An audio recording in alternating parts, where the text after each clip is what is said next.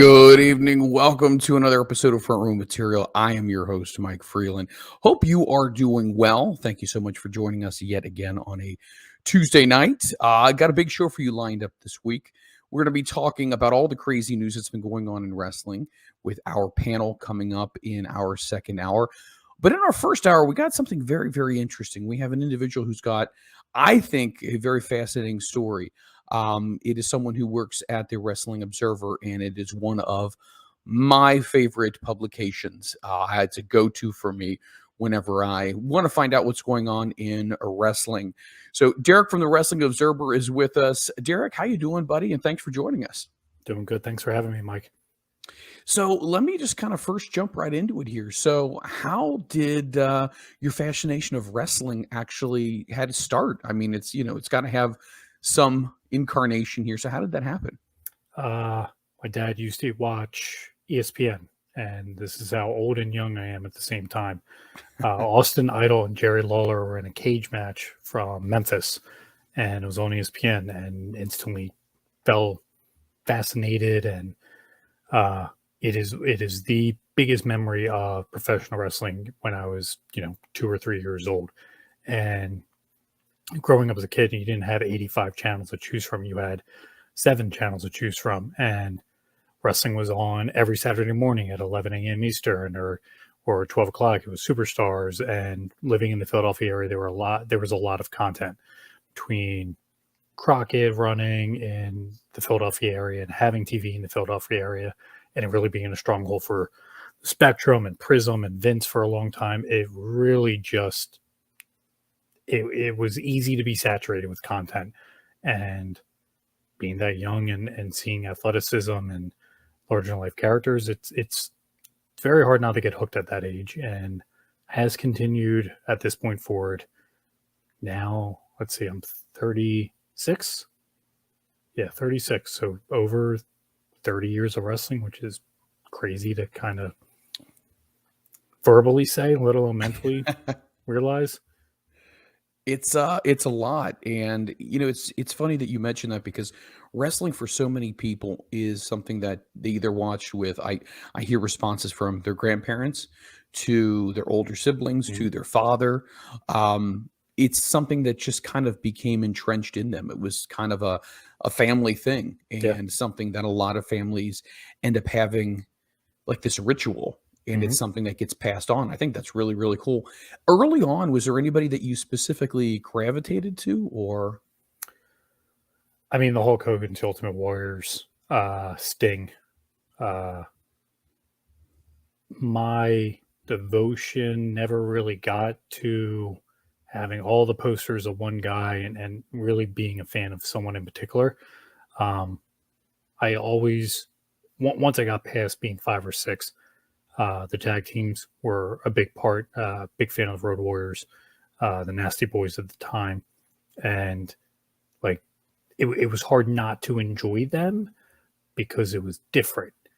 I didn't really watch a lot of the pay-per-views, so there were a ton of always tag team squashes.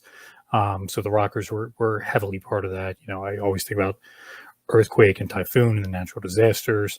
And especially being that age, action figures, it was always cool to get 2 compared to 1. So I always gravitated towards tag teams. But really, until ECW came around, there was nobody, I know the categorization now is going to be a mark for, but there was no one I was really a mark for until Raven. And Raven was someone that was different and cutting edge and just appealed differently than what I was seeing on TV a lot of that time. So Raven was the first one I was really, went out of my way to make sure I tuned in and watched, but he was the first one I was really a hardcore mark for. Did you ever think about, I know a lot of people who turned out to be wrestling fans, after the fact. Were you wanting to get into wrestling at some point in time, or did you ever have a desire to be a part of wrestling when you were early on, or was that something that you were like, you know what, I enjoy watching it, but never really gave it much thought about being a part of the industry itself? Getting into the industry was a whole lot different than wanting to be it. I don't know that I ever really wanted to. Growing up in the area of Philadelphia and around Philadelphia, there was always a ton of indies being run.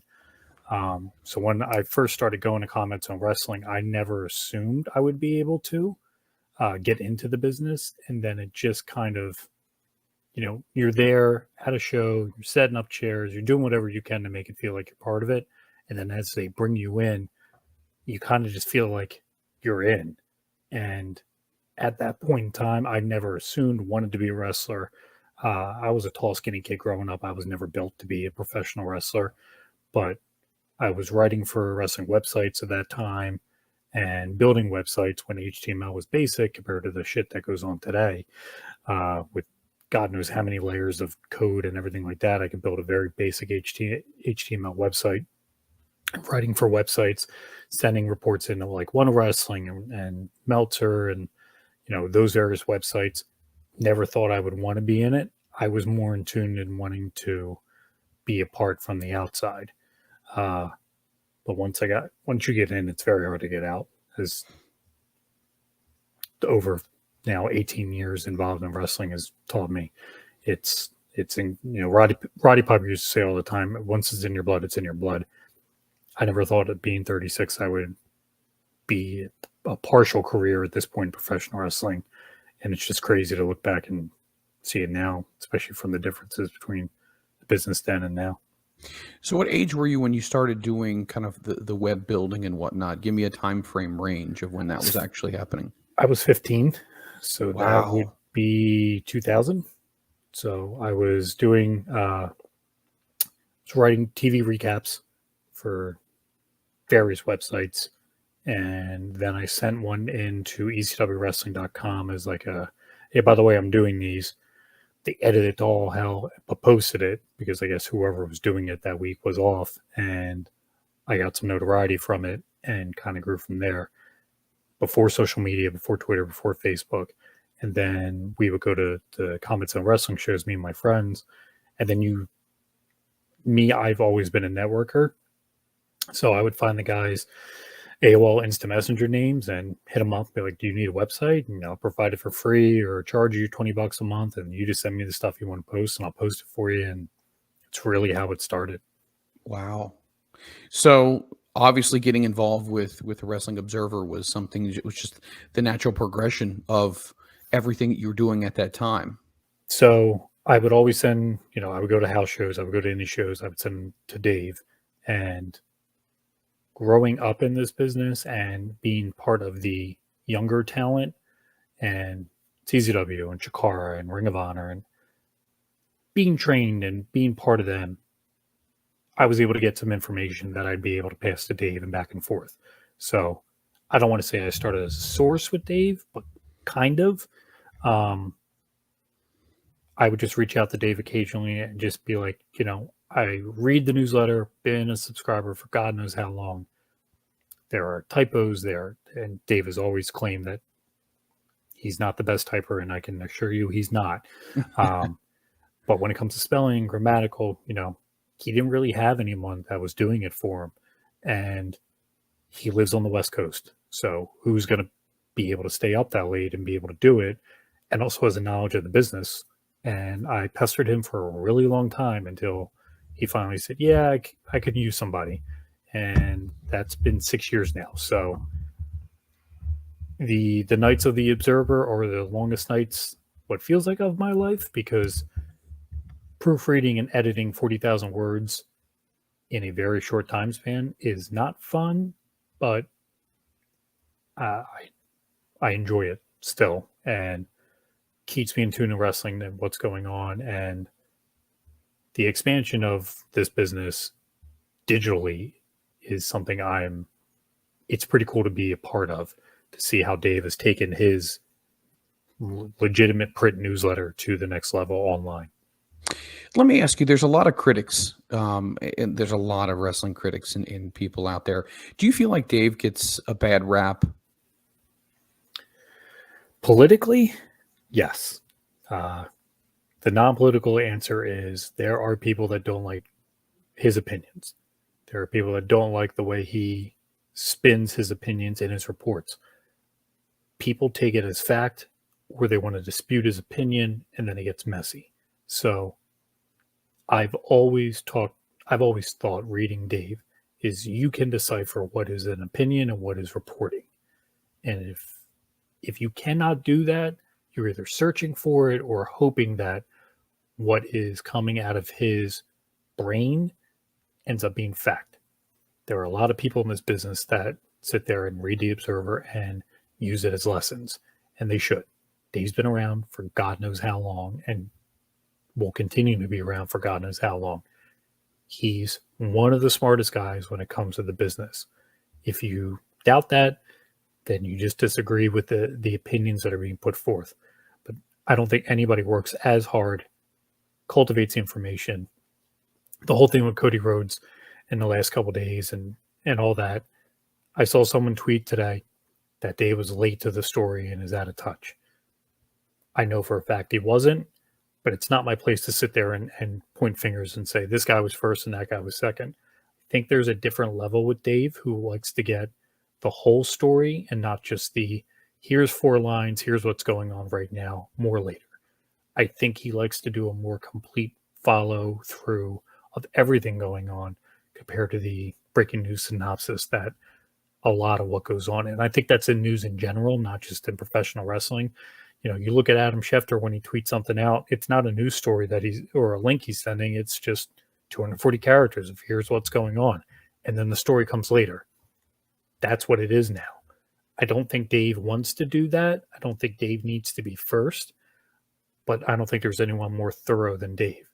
It's okay not being first, but when you provide the most, I think that means more, and that's just me personally. The bad rap he gets, it's not jealousy, it's not that. It's just some of it's a gimmick, and some of it just ends up being I disagree with his opinion, or he shit on me at one point in time, and I don't know how to take criticism. Right. Who would you say, in your opinion, is in that category of where the Wrestling Observer is as far as what Dave does? Do you feel like there's any other really good credible sources out there as well, or do you feel like it's such a hard thing to say because everybody wants to claim they're well connected? I don't think there's, in terms of level of connection, I think there's people that have similar connections to Dave. I think Sean Ross Sapp does a very good job in what he does. Wade Keller does a great job in what he does. I think there's a different form of reporting out there. I think Dave and Wade are the long form reporters. I think Sean is, I don't subscribe to Sean, so I don't know everything that he posts other than what I see on Twitter. Sure. I think he's very good at what he does and getting the news out there quickly. And I think in this day and age, that's important. I don't think it's everything. Look, everybody gets a story wrong. Everybody makes mistakes. Everybody does at some point in time. There have been people that I've disagreed with, seen them write a story that I know it's not true, and it's how they handle it. Some are better than others. Some take criticism well, some don't. It's hard to differentiate what is reporting and what is speculation anymore as well.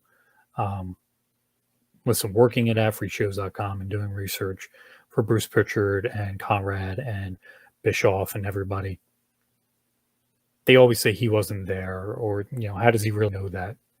It's all the same news that comes out from every other source of every other form of broadcasting.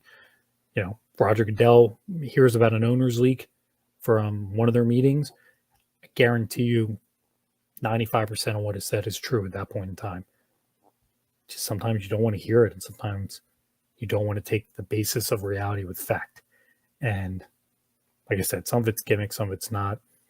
But it's hard not to think Mike Johnson, especially on the Indies and in the Northeast, is very well connected. These are the guys that when they say something, it means something. And when they report something, it means something. Those guys are hard to separate when it comes to being connected and being up there with knowledge and news. Would you say in this day and age, a lot of things are much more held quiet unless you have not necessarily a reputable name, but it's harder for people nowadays to break into wrestling news as far as from a coverage standpoint. just for the simple fact that there's just so few people that either wrestlers or promoters truly trust, or do you think it's just as the same level of difficulty as it was when you first broke in? I think it's easier now to break in than it was then because now there's more ability to get clout, followers, and page clicks and things like that. You know, there wasn't media scrums 25, 30 years ago. There wasn't media scrums 5 years ago. You know, they would constantly talk about in the past. I'd call the office and ask them for a comment. I didn't ask for confirmation. I asked for a comment. There were times that people would sit there and refute and refute and refute. And 2 days later, they would announce it. So there's the the medium has changed, the ability to communicate changed. You talk about Dave being on the West Coast and WWE being on the East Coast. There were times that he'd have to get up at 5, 6 o'clock in the morning on the West Coast to get a 9 a.m. phone call over to JJ Dillon to confirm something he heard the night before at 2 a.m. So the world's gotten smaller. The ability to gather information's gotten easier.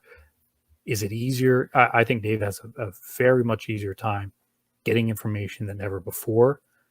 But I think the amount of falsehoods that he's been given recently is way different than what he used to get 20, 30 years ago. It was easy to do. Jeff talks about it all the time on his podcast about how Dave would get reports and the finishes would be wrong, and the one guy, and he would report that the wrong guy won when the other guy won. It's so much easier to verify that stuff now than ever before.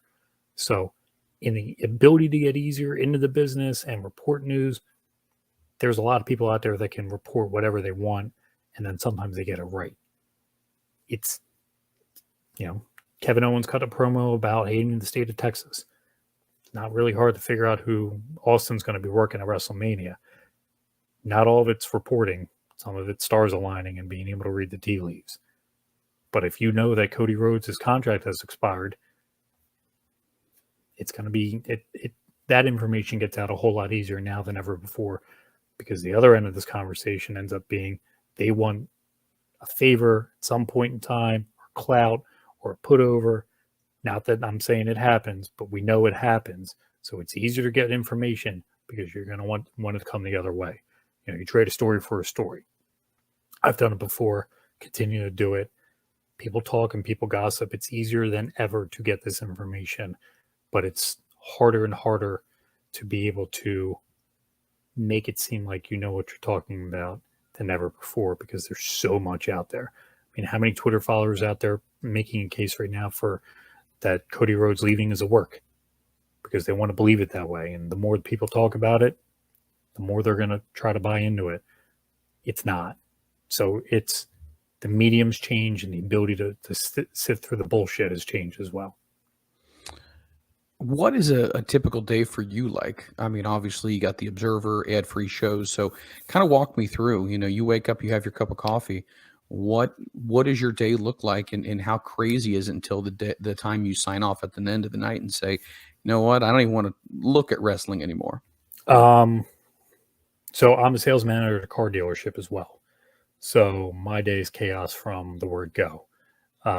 There are times that I get to do research for Conrad and have free shows while I'm at work, depending upon how busy and how slow it is, or just sometimes I need to disconnect and ignore my staff and just clear out my brain with 20 years ago what happened in the WWE so I don't kill anybody. I mostly do my work at night after the kids are asleep and, sitting in bed and relaxing. There is an expansion of stuff. So Thursday night is when the Observer is proofread and done. So I will get tidbits and pieces of it throughout the week. I'll get my first draft around 5 o'clock Eastern time. And from that point forward, it's, 5-6 hours of proofreading, sending back, and proofreading and sending back. I think my wife would disagree with me. I don't think it takes up that much of my life, but she has let me know that it does take up. I would say I spend about 8 to 9 hours a week doing research for ad-free, and 4 to 5 hours every Thursday night doing the Observer. Wow. Unbelievable. That is that. I mean, it's a big commitment. It's a big commitment. Sure. What keeps you going? What is the one thing that is it days like today or yesterday when big news stories hit that just kind of gets the blood pumping? Or is it one of those things where it's like, you know what, every day is exciting for me to continue doing this? Every day is exciting. Yesterday was different with all the news coming all at once about various companies. Um, Listen, I started doing this with Conrad through the pandemic, and it was a revenue source why I wasn't really sure what my main job was going to be at that point in time, and it's grown. So it's hard to be like, all right, well, I got myself through the pandemic. I'm good. Enjoy whatever else you want to get done at that point in time. Um, he hired me and paid me during the pandemic when I was not making what I normally make. So my role has expanded and continues to expand with them as they have more shows, more content. So I'm going to be right there with them because at the end of the day, they were there at a very low point when it comes to income. It's enjoyable. I don't really watch wrestling. Like as crazy as that is, I'll occasionally pop on Dynamite or occasionally pop on Raw. I don't watch SmackDown on Fridays. I don't watch Rampage. Uh, Look, I'll scroll on Twitter and see the clips, and I watch Botchamania as much as possible because it's enjoyable and it's entertaining. Um, I don't have time to actually watch what is going on. I have friends in both companies. Some of them will reach out to me and tell me I should watch this or make sure you tune in tonight or you don't want to miss this. Sometimes I go out of my way to do it. Sometimes I don't. Uh, when it comes time to watch it, I try to disconnect from it because one, it's not really in my purview right now uh, for Conrad or for Adfree because we do so much history. And the other end of it is I've watched enough wrestling for what I feel like is 5 or 6 lifetimes, and I'm good in the 1 2 minute to 2.5 minute doses. I watched CM Punk's debut on AEW because I knew it was going to be an event. I watched the Royal Rumble because I watch it every year. I don't know if I'm going to watch 2 nights of WrestleMania, depending upon what is on the card. Working with Kevin very early on in his career and being a part of that and bringing him in to CZW, if it is Steen and Austin, I'm like 99% sure it's going to be. I will do my best to watch it. Mania every year is right around my birthday, so it makes it hard for me to explain to my wife why we're not celebrating my birthday when a professional wrestling show is on. So as much as that adds to our income, there needs to be a separation sometimes of life and state. So it's yesterday's fun because there's so much going on, and you hear something and then you ask a question, and then the answer you're expecting isn't the answer you get, and then you ask somebody else a question, and then it's like, yeah, by the way, this, and then all of a sudden it just kind of unravels, and that's, to me, the news part is more fun than what actually happens in the ring anymore. But I'm not going to sit there and act like I go out of my way to watch it anymore. So when it comes to news and free agency and all of this kind of stuff, do you feel like in some ways now it has become just as popular as you made a reference earlier, like the NFL before the season starts? You know, who's going where, what's happening here. I've made a big comparison to that with just the fact that there's always this burning interest to find out stuff about people that you've wanted to know. Where are they going to land? Mhm. What's their contract going to look like? What's going to happen? And I love the Adam Schefter reference to this. Do you think there's just this big thirst of people wanting to know more than they previously had a chance to know? Yes, I don't think there's any doubt to that. I mean, there's Showbiz Daily, or I may have that wrong. I mean, you look at Brandon Thurston's coverage of business and the way he gets fully deep into financial statements. There's a market for everything. There's a reason why ESPN writes a major story today about how it was the most watched Super Bowl in 5 years. People want to feel like they're part of something, and they want to know what's going on. I know it's entertainment. I know no one really cares about what contracts are. It's bullshit. The instant NFL player signs the next mega contract, it's all that's talked about, and it's all everyone comments on and social media. It's no different than professional wrestling. That's where I think the sports and entertainment line gets blurry sometimes. No one really cares about who makes what on what TV show No one really does, because they don't. What does it matter at the end of the day? But if someone holds out on a contract and someone gets taken out of a show, people want to know why they were taken off. Why are they leaving the show? Is it a money dispute? People inherently like drama, and they inherently like gossip, and they want to know everything that's going on. And the people that say that they don't want it more than anybody else, because they're the ones crowing about how you should just watch a show and enjoy the show. You don't sign up on Twitter for not having discourse. You don't sign up for social media without wanting to be involved in a conversation. And if the conversation is going to be a dissection of the match, and he missed this spot and that spot, or it's, well, WWE got 1.32 in the demo last week. Why does that matter? It matters because you're commenting on it. And I think if you look at the way news and entertainment has been structured over the last 20, 25 years, who was the biggest reporter in the NFL 25 years ago? Can't tell you, because it didn't matter, because they were all local. You didn't have a national NFL guy like you have Schefter and Morrison now. That's what Dave is. And at the end of the day, their opinion matters. When Adam Schefter says something, the world stops. When Adam Schefter reported that Tom Brady was retiring and Tom Brady came out 4 hours later and said, nope, haven't made a decision yet, bullshit. Adam Schefter doesn't go with that story unless he knows it. Dave's not going to put out that Cody Rhodes is leaving AEW without him knowing it. And Dave's going to take 3 or 4 or 5 sources, just like Schefter's going to take. So it's not that this guy said this backstage and that was the feeling. It's, I'm going to get my shit together and make sure I know what I'm doing before I put my foot out in the water. There was a big controversy when Canyon Seaman was supposedly released. That rumor went through professional wrestling quicker than any rumor I had seen in probably a good solid year. AEW getting started was a gigantic rumor for 3 months. No one ever got the confirmation that it was starting because the players involved didn't want to say anything. But everyone knew it was coming. Jim Ross is getting lined up. Chris Jericho isn't signed with anybody. It just made sense. If you follow pieces sometimes, you'll get the answer you're looking for. But until you get confirmation, you don't want to step out and say, by the way, there's a new company forming and they're going to have a show on TNT probably in 8 months, but I'm not really entirely sure of it. No one wants to hear that. So you have to have some type of reality-based thought process, and you got to make sure you're right before you break a big story like that. Kevin Steen twists his ankle, and he has to sit out a Raw, and everyone assumes it's COVID. And then all of a sudden somebody says, yeah, it was just an ankle sprain. There's inherently doubt because they want something deeper and more, and it's got to be this big conspiracy. Everything's a conspiracy.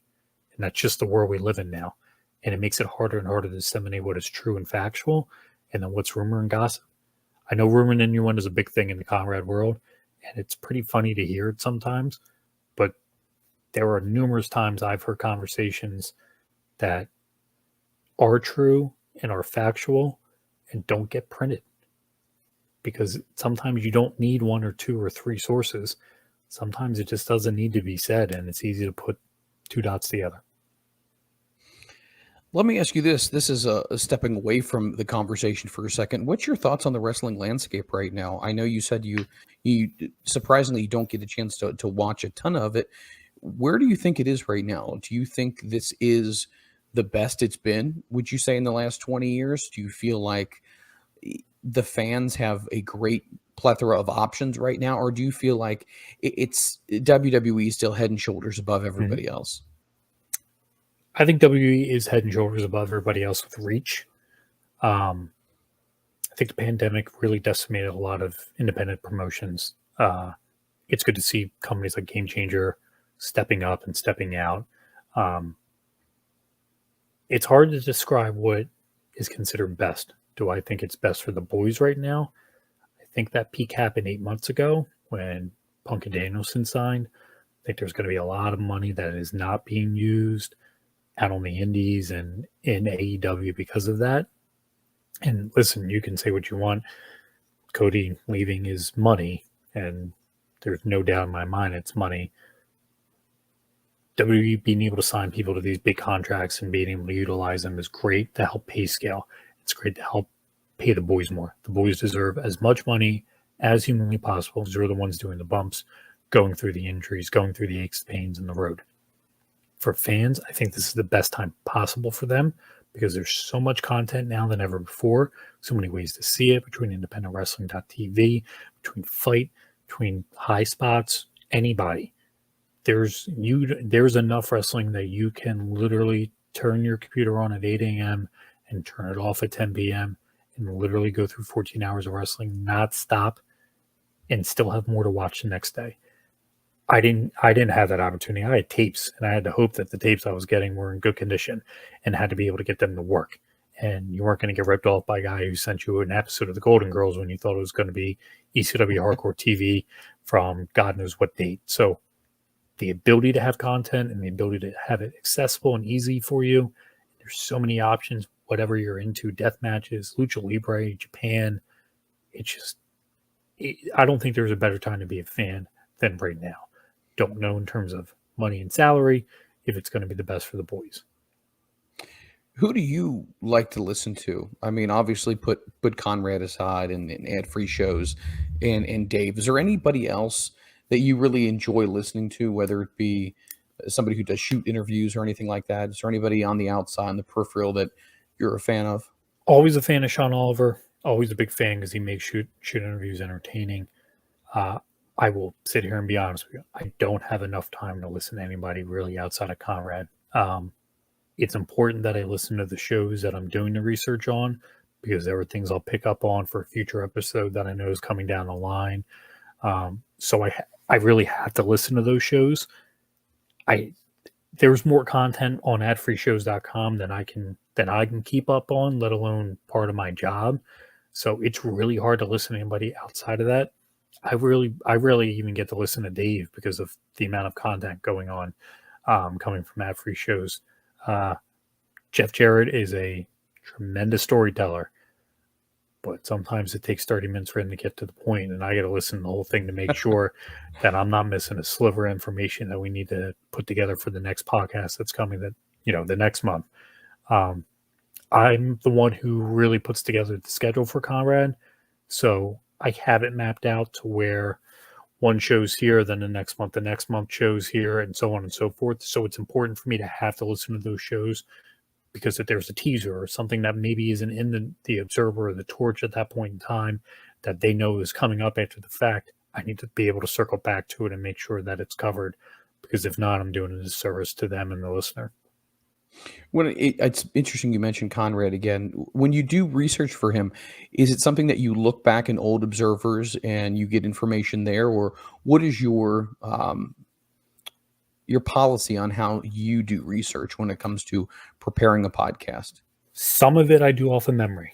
So depending upon topic, I used to be able to do, the WWF champions in order from 1963 up until, they started changing the titles every week.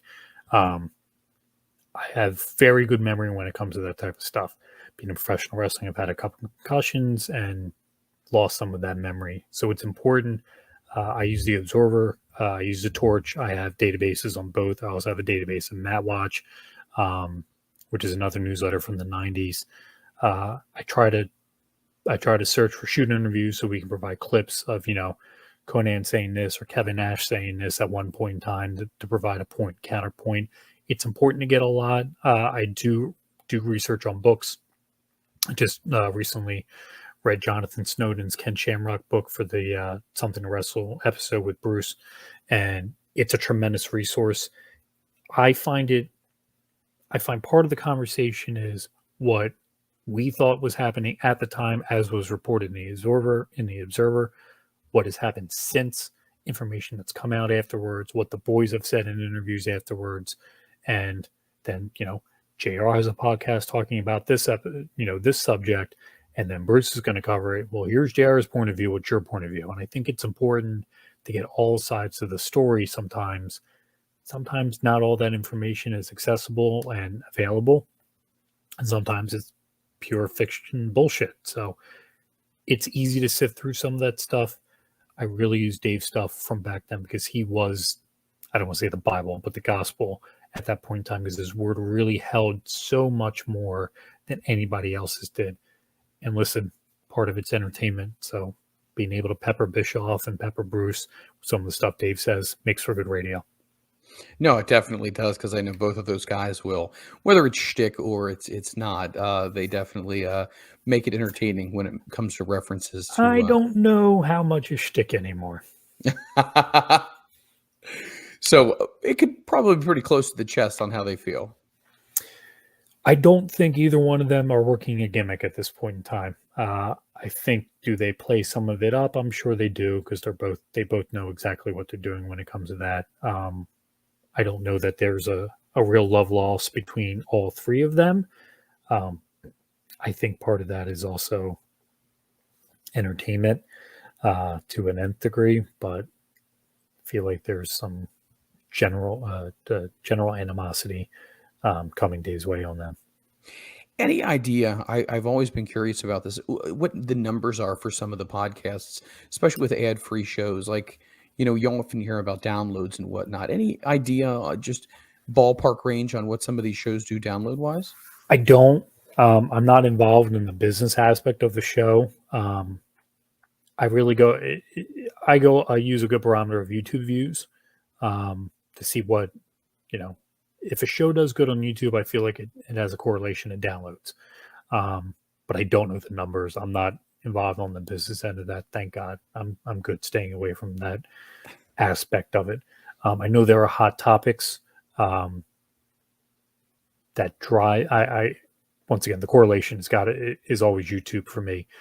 There's no India bots searching around to see Dusty Rhodes in the WWF from Bruce Pritchard's point of view. So you have to be there has to be a correlation between the amount of views and downloads between the shows. But unfortunately, I don't have access to the business end of it.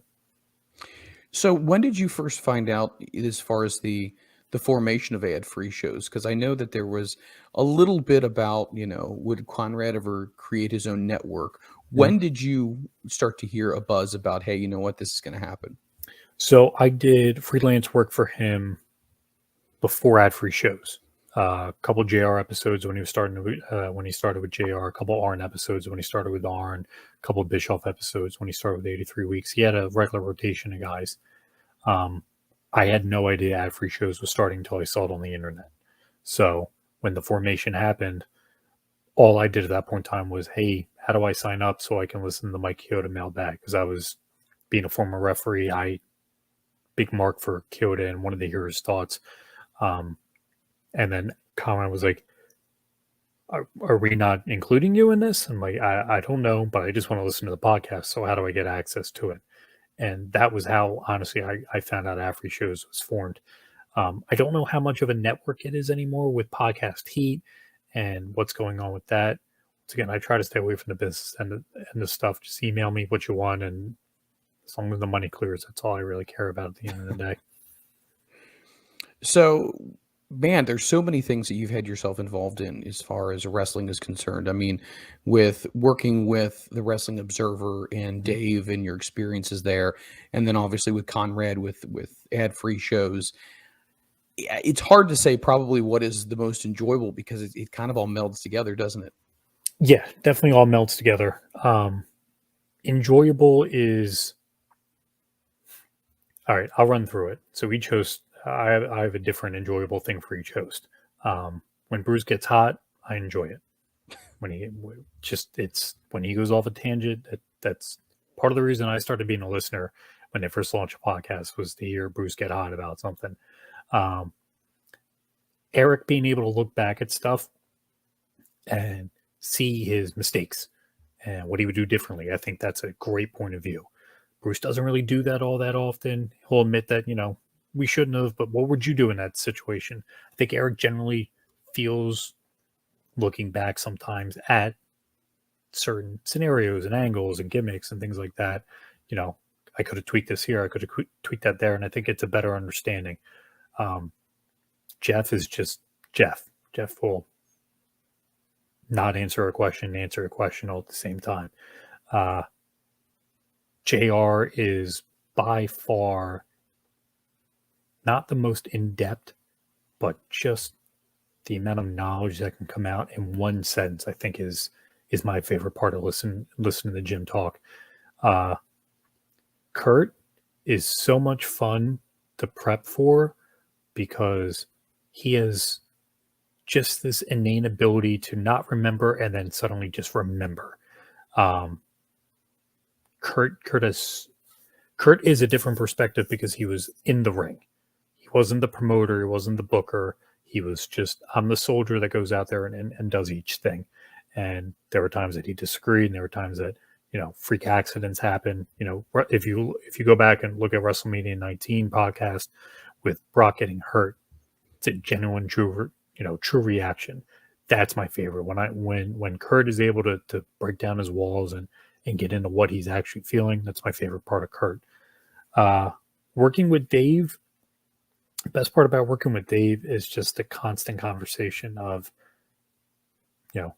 hey, did you see this? Hey, did you see that? And I think that's the most fun for me, is helping him see stuff that he may not see. There's only so much you can do during all hours of the day scouring for wrestling news, but when I can send him a clip of something I thought was interesting, or a spot or something, and then all of a sudden he tweets it out, 2 hours later, and he gets 100 retweets and 200 likes and 50 posts about it. I didn't know about this and I didn't see about this.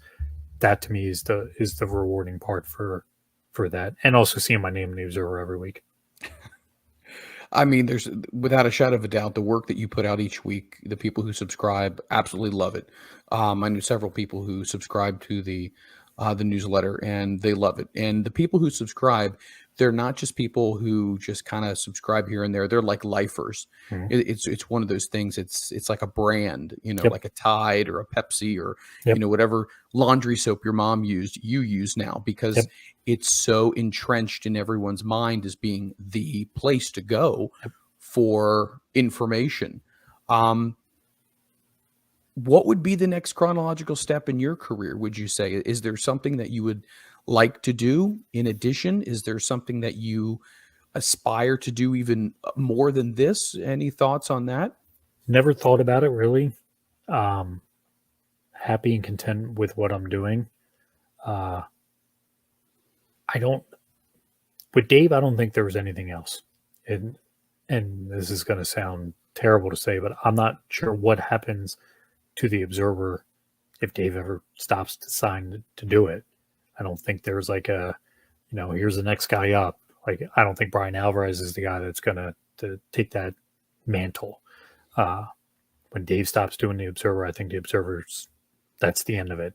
I think there'll be a passing of the torch or baton moment. In terms of Conrad, it would be fun for me to host a podcast. I don't know if I would ever even have the time to be able to do it. We've talked on ad-free shows about, paneling shows. I don't know if you've seen the new show with John Alba, Up for Debate. We've kicked around those ideas. I don't know if I'm an on-screen guy. I don't know if I'm a radio voice guy. I kind of don't like being out in front, but at the same time, it's hard not to want to be out front. Sure. But I'm perfectly content being backstage and behind. So I don't know if there is a progression. I don't know what the next step would be. I don't know if there's even an avenue at that point in time. I can tell you this: I do not want to get back in a professional wrestling ring. I am perfectly fine never refereeing another wrestling match. Announcing, sure, but perfectly content spending the time I spend now. And it sounds shitty to say there's no aspirations, but I don't really know what else is there left to continue to strive for without it making much sense. Give me an idea of some relationships that you've built with some people that have stemmed from obviously your work with the Observer and Dave and ad-free shows as well. Anybody that has kind of come into your life professionally associated with wrestling that you have really started to make a good bond with?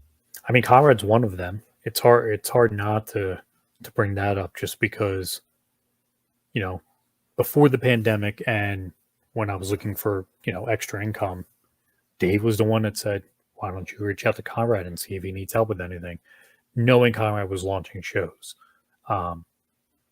It's hard not to put into words the impact he's had just in general. We don't talk wrestling, which I think is what's fun. We just talk. It's a business relationship, and we'll bullshit back and forth about sports. But legitimately, it's here's our schedule and here's what we're doing. And from the Observer, I've had people reach out to me and try to feed me information. I'm not going to mention names because it would probably disrupt some companies out there.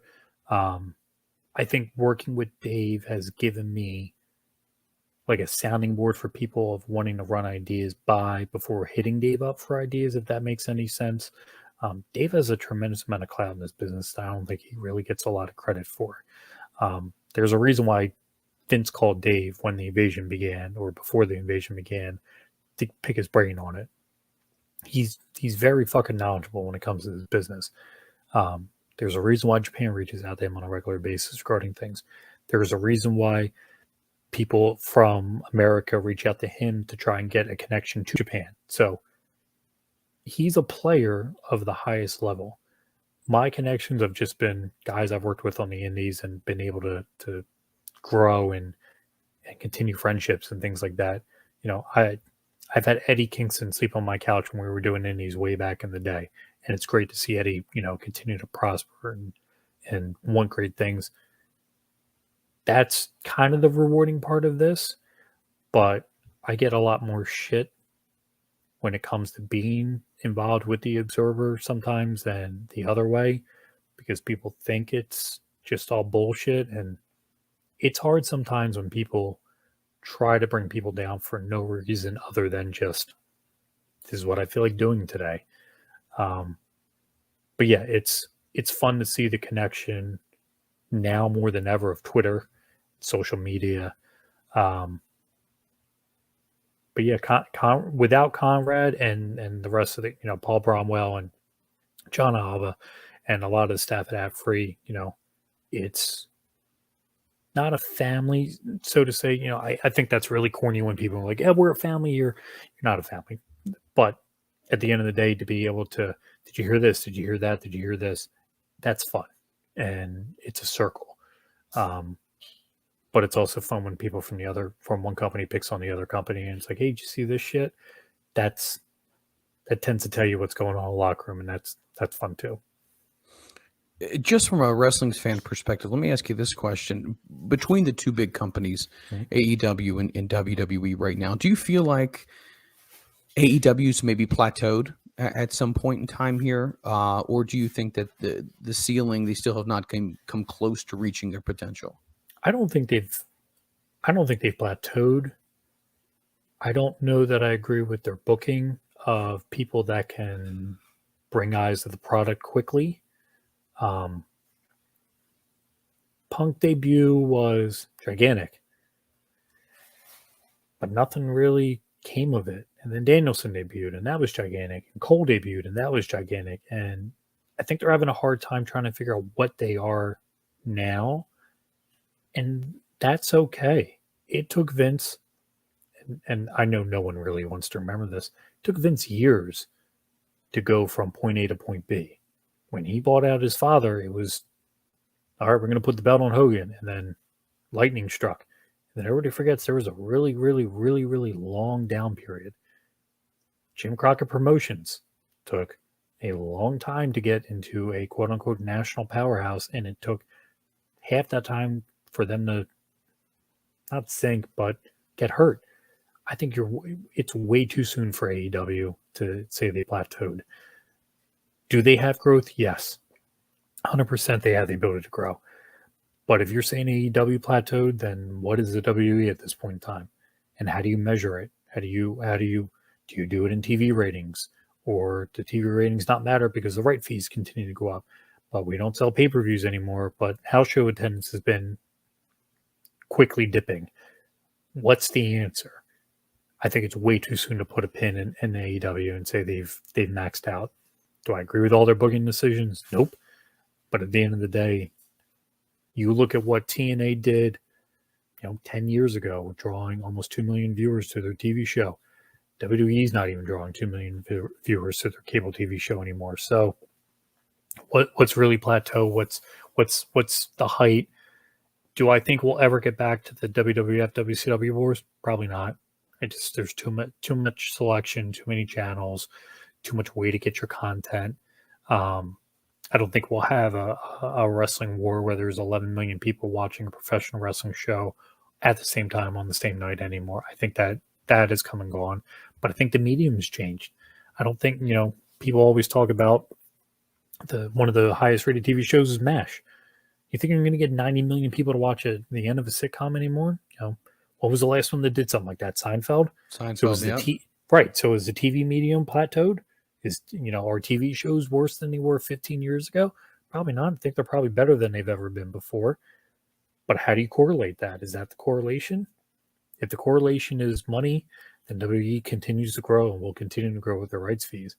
AEW is going to continue to grow because they're going to get a nice fat contract at their next one and possibly have more bidders than ever before because their content is, people want that demo. That demo is not bullshit. It's a real demo. When I do advertising on my dealership, I'm looking for that demo. I want 18 to 49. I want car buyers in that, making 100 to 200,000 hours a year. That's the demo. And it's not bullshit. And it's not a marketing ploy by Dave to promote AEW. That's the demo. I want that demo in all my marketing tools. So if that's the correlation and that's what we're judging people off of, I think it's too soon for that. Kind of on a different note here, what do you like to do as far as free time? I mean, when you do free time, I know you mentioned your wife had mentioned, hey, we need to make sure this doesn't, bleed too much into personal life and family time. And I've definitely been on the other end of that conversation as well. But what do you like to do? I mean, take wrestling and put it aside. You're a family man as well, and you got a day job. And so what are you doing when you're just having fun with the family? Love taking the kids out. When it's one-on-one time with the wife, it's restaurants and hotels and things like that. Just get away. Working a sales retail job for 48 hours a week can be very mentally taxing. And then you add on, the Observer and ad-free shows and all that. I consider those like my downtime, but I want to get the kids out of the house as much as possible. And, I live in the Northeast, so the weather right now is not great to be able to do that. But when it's nice out, I love going to sporting events, baseball, football, hockey, basketball, taking the kids as much as possible. I enjoy going on vacations as my wife stares at me and it's like, it would be nice to go on one again as well. Besides that, free time's limited, but I'm okay with that. I get very antsy, so I need something to do. And if I'm not doing something, it kind of drives me insane. Well, I will say this, wives and girlfriends are the unsung heroes with everyone who is involved in some fashion or form in wrestling, whether it's podcasting or reporting, the biggest outlet there is, whatever it may be. They are very gracious and allowing, us to enjoy what we do as well. And I think that's a big part of a relationship. Absolutely. And the fact that it's over sports entertainment silliness is just more power to them. But, I'm sure when this is over with, I'll be watching Bravo probably because we need to catch up on the Housewives and Summer House. So we all have we all have our likes and wants and forms of entertainment. So it all correlates together. It has been so much fun just getting a chance to talk to you and hear you speak so intelligently on the topics of wrestling and your relationship with Conrad and Dave Meltzer and your opinions on wrestling. It's everything you say is very crafted well and thought out and very articulate. And I love having conversations like this. Is there any chance that we may be able to twist your arm and have another conversation down the road? Absolutely. I appreciate it. Yeah. Tell everybody where they can follow you, all your information. If they'd like to go ahead and reach out to you as well, the floor is yours. My Twitter account is at Derek Sabato, Derek Sabato. My DMs are open. Feel free to tweet me. I have nothing to promote other than adfreeshows.com. there's no better value in wrestling, so take advantage of it. I think you'll like some of the stuff we got coming up down the road too, content and live events and things like that. So take full advantage of it. And I know adfreetrial.com, for anyone who is not sure they want to sign up, I would definitely do that. Utilize it, and you'll find yourself probably in my boat with too much content and not sure what to do with it. And you can't ask for anything more when you're paying for a service. I love it. Derek, thank you so much for your time. Appreciate Guys, it, Mike. continue to follow him on social media, adfreeshows.com. Please, by all means, support them. Support Dave and everything at Wrestling Observer and everything that, Derek, you have done for so many years helping him out. Thank you so much for your time, and we'll talk to you down the road. Thanks, Mike. I appreciate it. You got it. Take care. All right, guys, there we go. I've had so many people ask me, hey, are you ever going to talk to anybody from, a major publication? And the very first one that came to mind was the Wrestling Observer. And Derek and I started chatting back and forth. And I said, hey, I think it would be great to have you on the program. And he is such an intelligent person. I'm not saying that to blow wind up his skirt or anything like that. Literally, it's an old man phrase, but it's true. And it's neat to be able to have those conversations with people and to pick their brain and find out, how did they get involved in different things? I know people have asked me, how did you get involved doing podcasts? And I'll always tell them, it's the squeaky wheel, gets the grease, and working with Dave Penzer. And then after Dave Penzer, working with Mikey and Jerry, and then obviously spinning off into this as well. So if you want to be involved, absolutely, there's an opportunity. There's a platform for you. But I think Derek is the perfect example of, if you're interested, if you want to be involved, step up, step out, and let your voice be heard, and let people know that you definitely want to be involved. And he was grinding since 15, guys. And that's the big thing that I've noticed with all the people that we talk to. They're all grinders. They all work really hard. They put themselves and they immerse themselves 100% in what they do every single day. But what I'd love to hear with Derek is the fact that he's able to separate, the wrestling life from the personal life as well. Give kudos to the spouse and just how much he loves being with his kids. I think when you really start to follow someone, or you really start to gravitate towards someone, it's all about who they are as a person, their character. There have been so many conversations I've had with Jerry and Mikey that go way beyond what they've ever done on TV. Just as human beings, as men, as husbands, as fathers. It's just really cool, and it's neat to see he has such a good relationship with Conrad. Conrad has treated me very well in the past as well. So got nothing but respect for everybody involved. Wow, I am really long-winded tonight, but once again, go ahead and continue to follow Derek on social media. And with that being said, don't go anywhere, because we have so much more. The panel is coming up. Our friends from Canada are going to be here. We got the hotline that'll be open. I'm sure ECW fan is going to have something to say. We're going to talk about all the headlines that are happening in wrestling right now. Once again, we will be taking your calls and hearing what you have to say. Don't go anywhere. It is Front Room Material. It's Tuesday night. We'll see you in a few.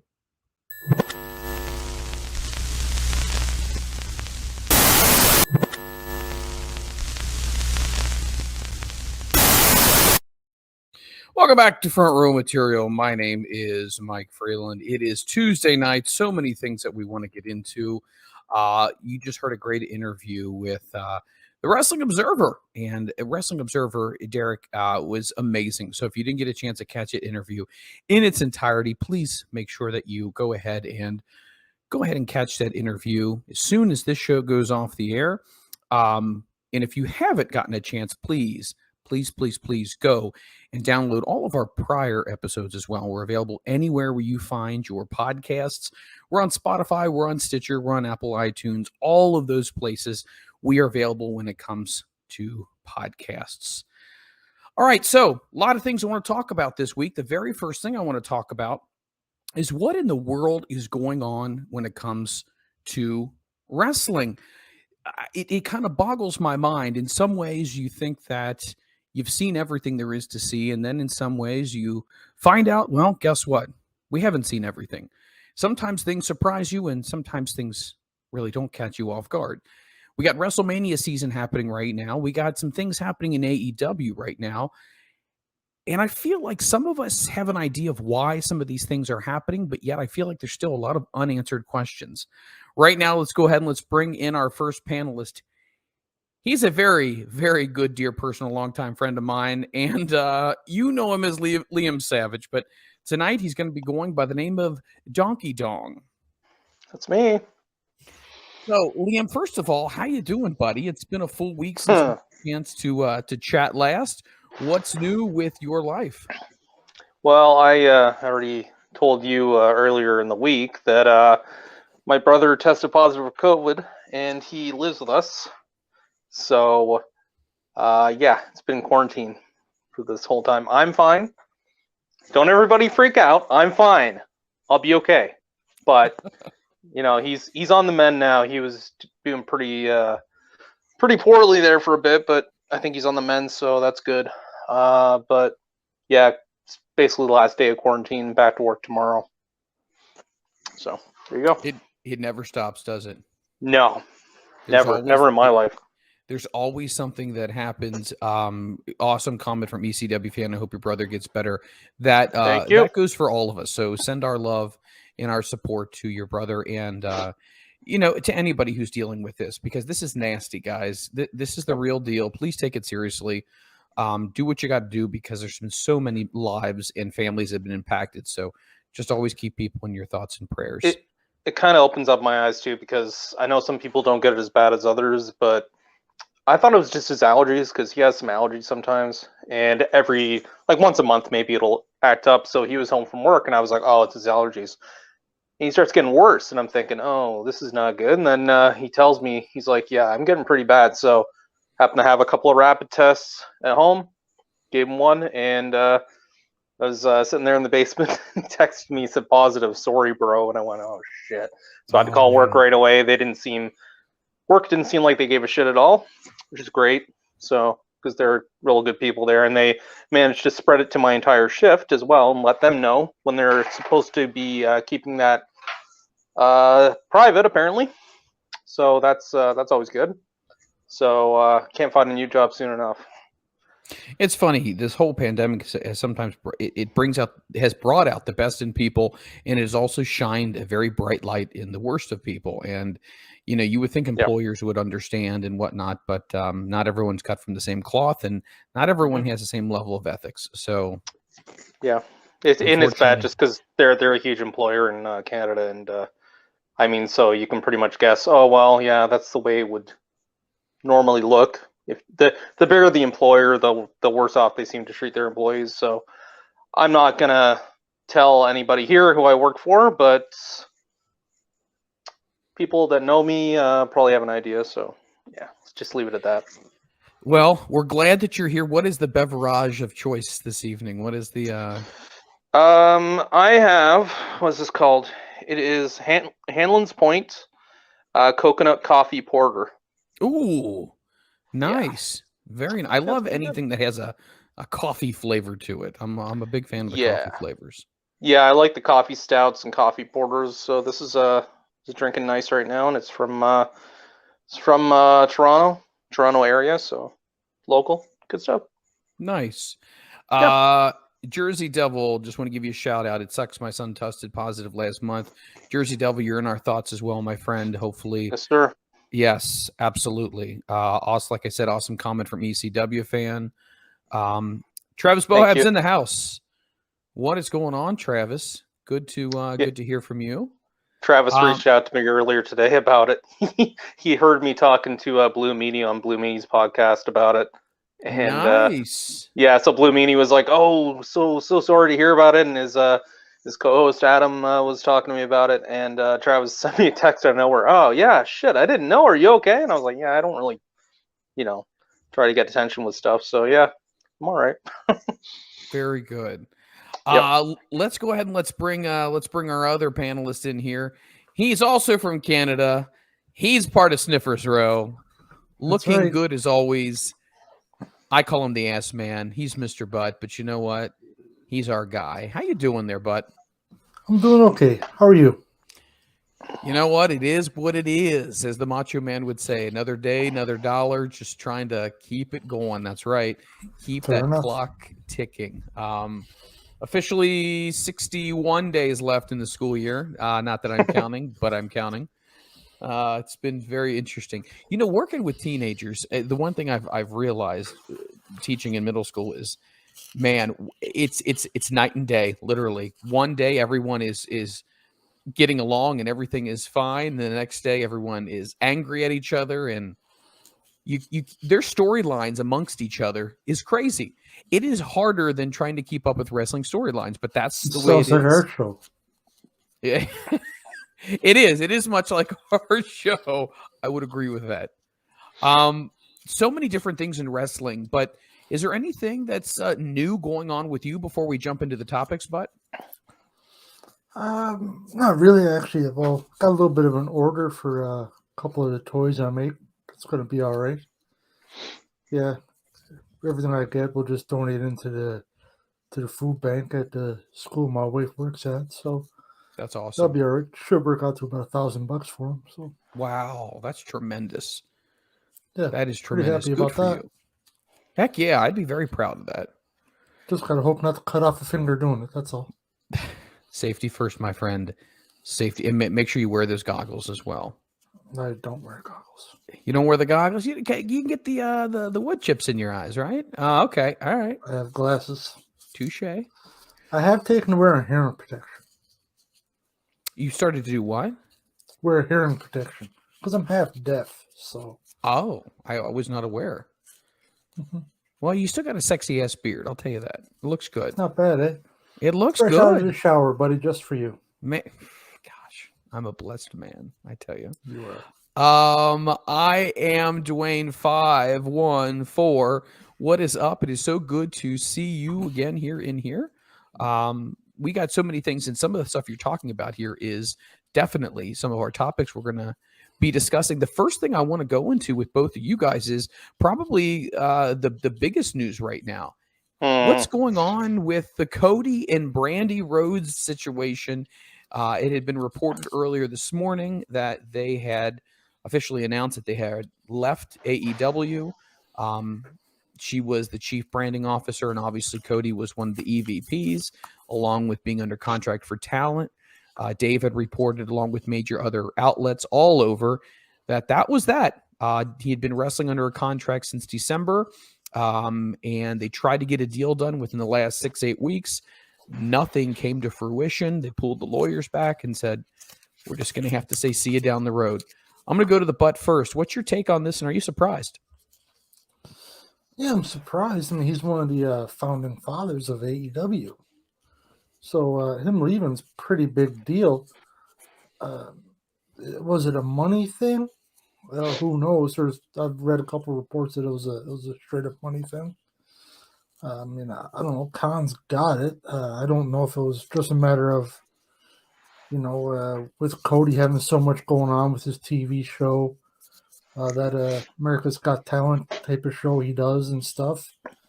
I don't know what the background to it all was, but you would assume it wasn't a talent or a money thing, unless he just wanted stupid money. And there's also the rumor he's going back to Vince. I mean, that'll be interesting. Freeland's probably going to have a fucking stroke if he does that, I'm sure. Gosh. It's interesting to see what happens. Definitely surprised. If you've seen this coming, well, you're probably full of shit. Let's be honest. No, you can't tell me people seen this coming. No. I mean, even when someone wrestles without a contract, you typically feel, especially if it was an EVP, or somebody really close to the foundation of AEW, that something would get worked out at some point in time. I mean, there's way too much invested in the company to just kind of walk away. Now, I have heard that there was potentially, once again, this is just something that I read, that maybe ownership as well, maybe a partial ownership of the company might have been something he might have been interested in, and whether or not that was something that was kind of nixed or wasn't something that was willing to be on the negotiating table might have been something. But once again, at this point in time, we really don't know. The only people who know is Tony Khan and Brandy and Cody, and I'm sure until they're ready to talk, they're probably not going to say a whole lot. But Liam, what's your take on this? Do you feel like we had heard about some inner turmoil going on with the EVPs? And we knew that it was speculation at one point in time. Is Kenny still talking to Cody? Are the Bucks still talking to Cody, but not Kenny? Where does Adam Page fit into all this? What's your thoughts on this whole situation? Do you think too many cooks in the kitchen as far as friendships are concerned when it comes to business? I just think I think that it comes down to the fact that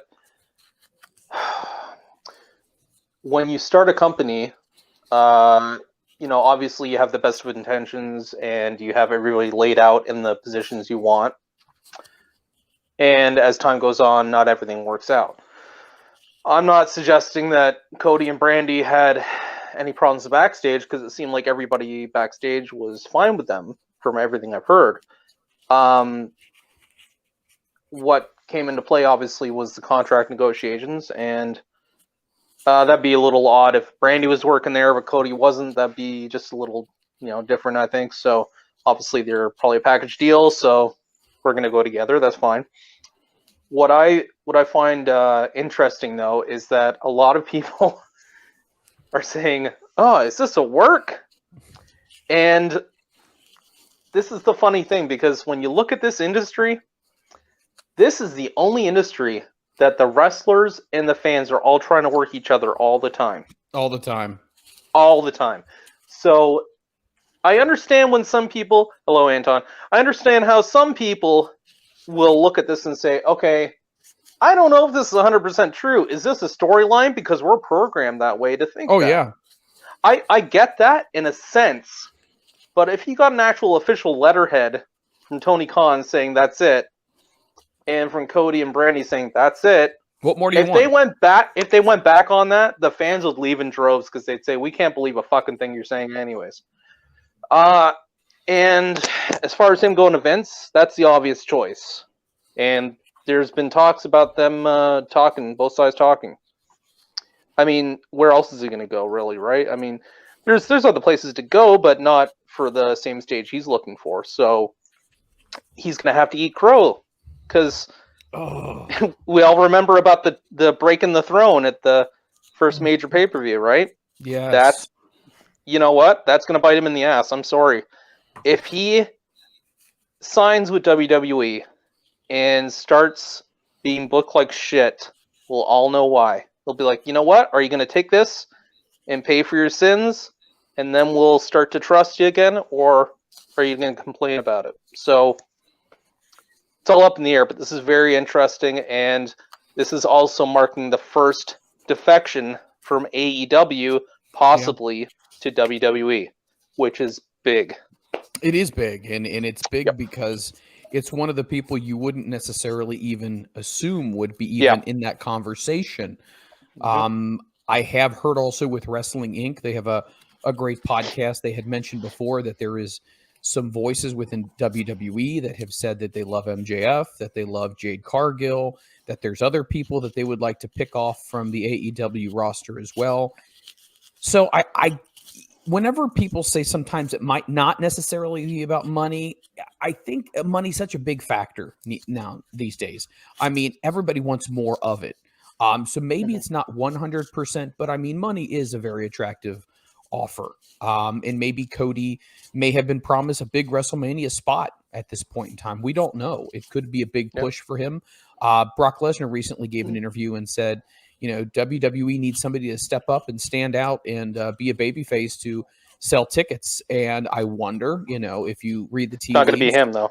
It's not going to be Cody. No.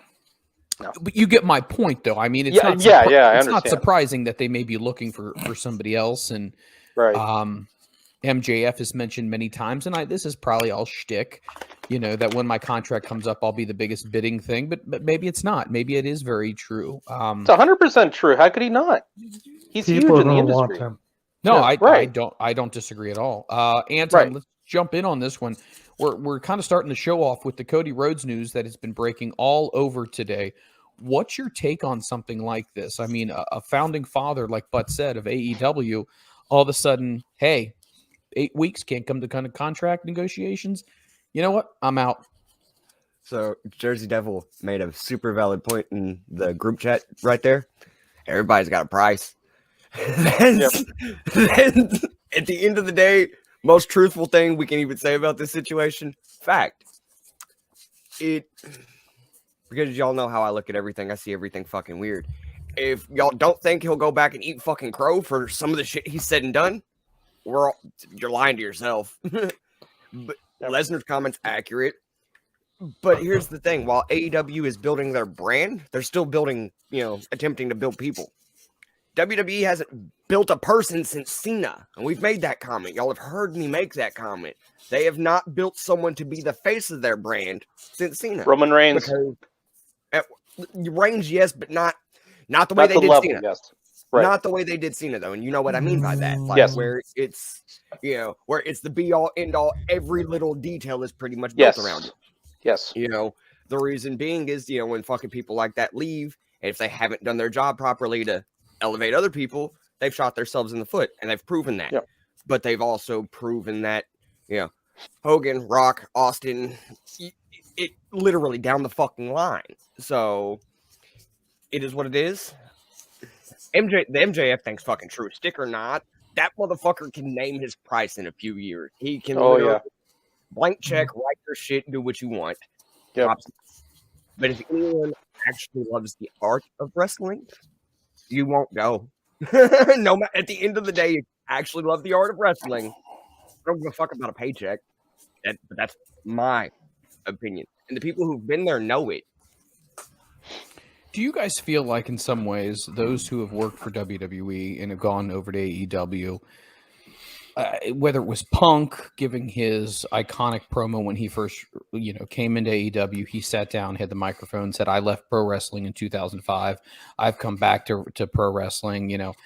Do you feel like in the comments that Dustin Rhodes has made in Inside the Ropes, he's given some great interviews as well about how the inner turmoil is so high within WWE and how he felt miserable. And I feel like when a veteran like Dustin says something, who's been around for so long and does have a lot of respect of the other wrestlers, if that would even enter the equation, if a wrestler who has a chance to go to WWE would, maybe pull Dustin aside or pull Punk aside and say, "Hey, listen, you guys have been there, done that, wildly successful. You know how the system and the machine works. Is this something for me?" And if they would give them a real honest answer, or would they say, "You know what? It's about making as much money as you can before your body gives out on you, deal with the bullshit and just go with it?" Or do you think that they may say, "I don't think it's the place you need to be"? We'll throw it to Liam first. What's your thoughts on that? I think a lot of the decisions made these days are based on emotion. We're going to start to see that happening more now. If Cody's the first to leave AEW, he's obviously feeling like he wasn't given something, probably money, but he wasn't given something that he was due. And we have to start looking at it like, okay, AEW had a really good opportunity when they started to become the anti-WWE promotion, as far not as far as bashing them, but as far as like, we're going to take the product that the fans want and do that. We're going to listen to the fans. In a lot of ways they do a lot of things right, but they do a lot of things wrong at the same time. And the way they have been going the last couple of months, 2-3 months, as far as talent coming in and all that, it's making it so they're blowing their opportunity. Because I saw someone post a meme the other day, all debut wrestling. I was going to bring that up. Because, and I'm not even trying to trash them. I'm just saying it's like, the debuts will be big. It'll be, holy shit, look who debuted. 2 or 3 weeks later, where have you been? Where have you been? You take a world-class talent like Andrade, he wrestled, 3 matches last year? 3 fucking matches, and good on him because he's making a lot of money for doing jack shit. I was good on up Andrade. Right, but my point is that if you look at it in those terms, they have to hit all systems go from the start, and if they don't, they're in trouble. and they're going to be in trouble because WWE is established. Yes, they are looked at as shit by a lot of people, but at the same time, they have everything laid out, and they are almost in a rebuilding phase right now because of all the people they have let go. They're in a rebuilding phase, and they can start cherry picking who they want from the indies and AEW. No problem whatsoever.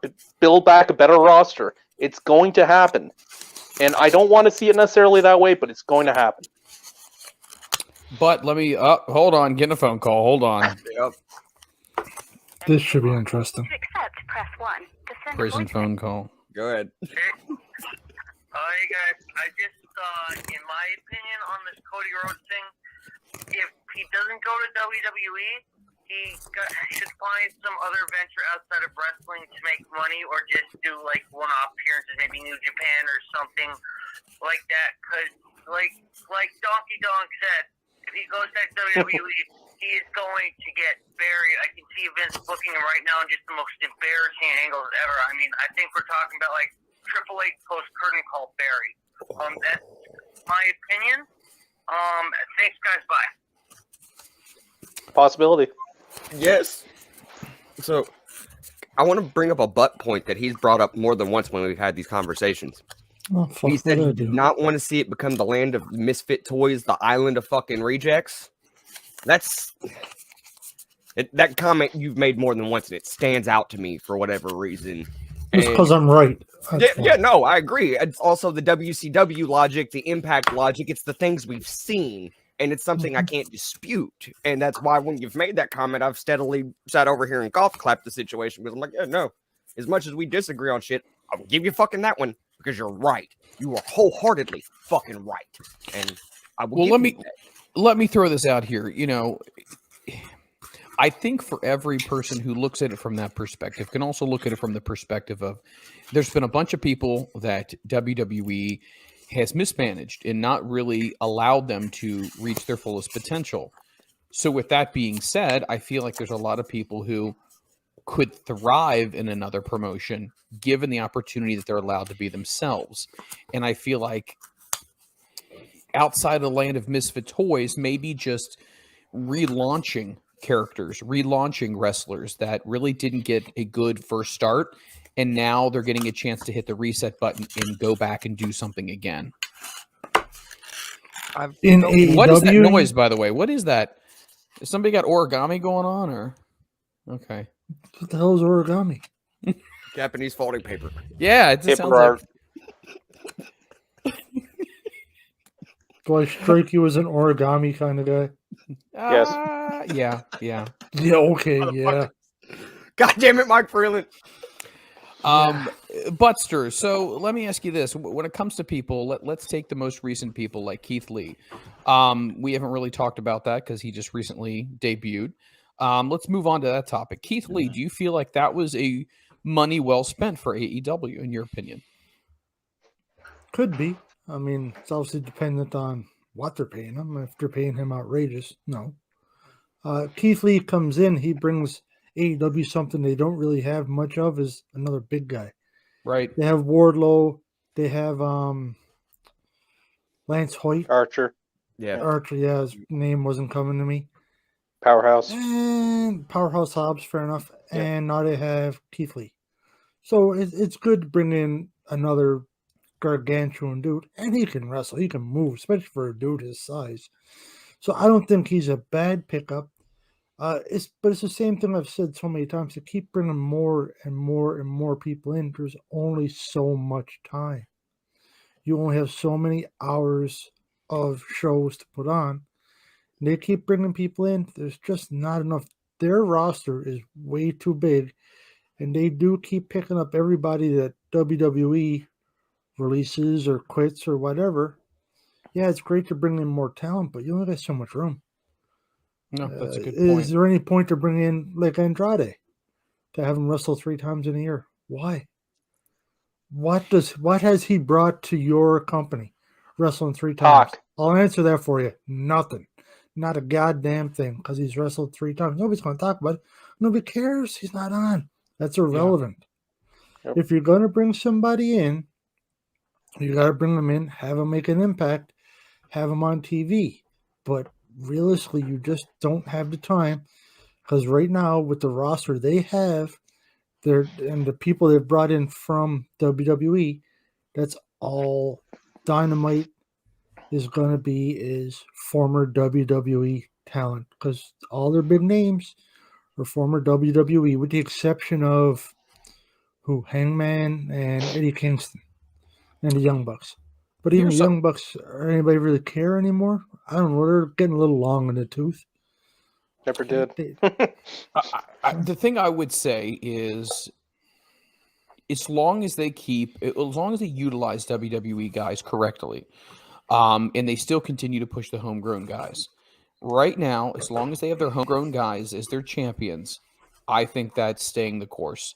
I think if we start seeing former WWE guys start winning championships, and then all of a sudden you see less and less guys that are AEW homegrown guys start to succeed, I think that's going to be a problem, because just as much as Vince always would stack rank WWE guys over the WCW guys who we came in afterwards, they were like the stepchild. As long as we still keep Sammy Guevara as a champion, as long as we still keep somebody like an Adam Page champion, or whoever else becomes the next contender for him, as long as we keep the tag titles within AEW and we use the WWE guys to help get them more recognition and we position them differently, I think that can work. But no, I agree completely now. I didn't say this before, but the roster is bloated. There's a lot, and I would not be surprised if we start seeing a lot of other contracts not being renewed for the simple fact that they just have to let people go. However, not everybody is getting a fat paycheck. I can tell you that for a fact. There are a lot of guys who make less money in AEW than they make in WWE. So they said the average base salaried contract would be about $300,000. That is still lower than what they would pay the guys. That's almost like an NXT salary. And that's not like a Raw or a SmackDown with quote unquote main roster salary. So from that perspective, yeah, not a whole lot of people are making a ton of money. It's that upper echelon that's kind of bloated right now that they might need to reshuffle that to a certain extent. Liam, what's your take on the Keith Lee situation? Do you feel like he was worth picking up, or do you think that they should have just let him go? It's getting to a point where the people they've signed, and I know Khan has the money. We understand that. That's not to be disputed. But you want to be profitable at the same point. And we understand they've only been going 2 or 3 years now. Right. So you want to hit that 5-year mark and start to probably show some profit. And if you haven't, not going to be looking too promising. So here's the problem. Everybody that becomes available that is upper echelon talent, and we all think Keith Lee is, he just has not been portrayed that way. This guy is main event talent, in my opinion. Sign him. Now, if you're signing every other fucking person that just happens to become available, this is a huge problem. NXT never did that. They picked and chose. Okay? And as far as like homegrown talent and all that, if you want to look backwards, look at WWF in the 80s. All their top stars that I can think of were made in other areas. Hulk Hogan, prime example, AWA. He was made in the AWA and then got the icing on the cake when he went to New York. Junkyard Dog, Mid-South. Yep. Butch Reed, Mid-South. Jake Roberts. You run Jim the list. Duggan. Even Bobby Heenan and Gene Okerlund. Right. You just run the list, and you'll see that WWF got to a point with those talents, but nobody ever thought, oh, you know what? That guy was in Calgary. He made his name in Calgary. No, nobody said that. You know why? Because it didn't matter, because they were the dominating brand. So if you get to a point with AEW where it's like, yeah, there's a lot of former WWE talent here, but they're just talent. They just happen to work there. if you have someone like Danielson or FTR, any of those guys that are all incredible talent, I don't care if they're champions because they fucking deserve it. Right. And anybody can win those titles. You want to have a homegrown talent that will get to that upper level, but only if they deserve it. Jade Cargill has very big potential, but she's not there yet. Okay? Fuck me. No, I'm good. So that's my point, is if you want to have homegrown talent, you have to make sure they're actually at a level that is worth it. That's all I'm saying. Sammy Guevara is there. Others, not so much.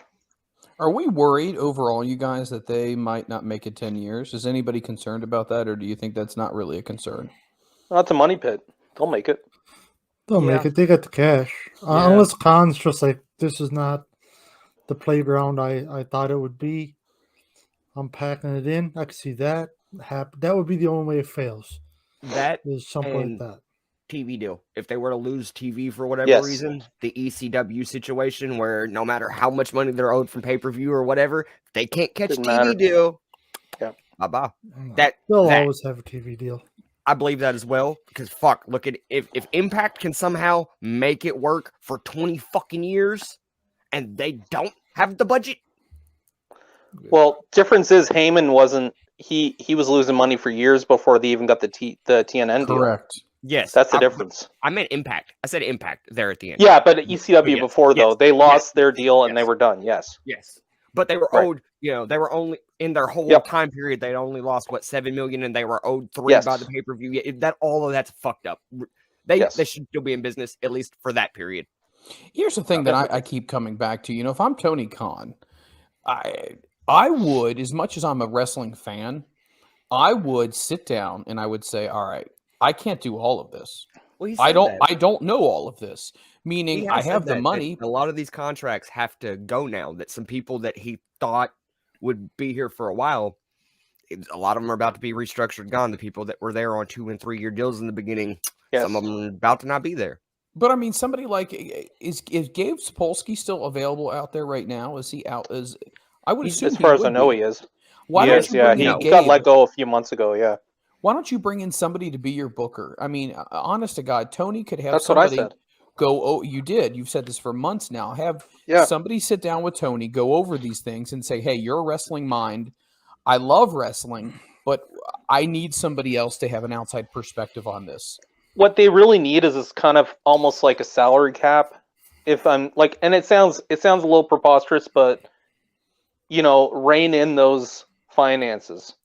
Okay, have a certain amount allocated for younger talent. Bring them up the right way, and they can be stars. But you have to have a limit. You can't just say, "Well, I got a couple million burning a hole in my pocket. Let me sign Keith Lee or something for 3 years on that." The amount of talent they have in that promotion is it's ridiculous. Like Pac, look at Pac.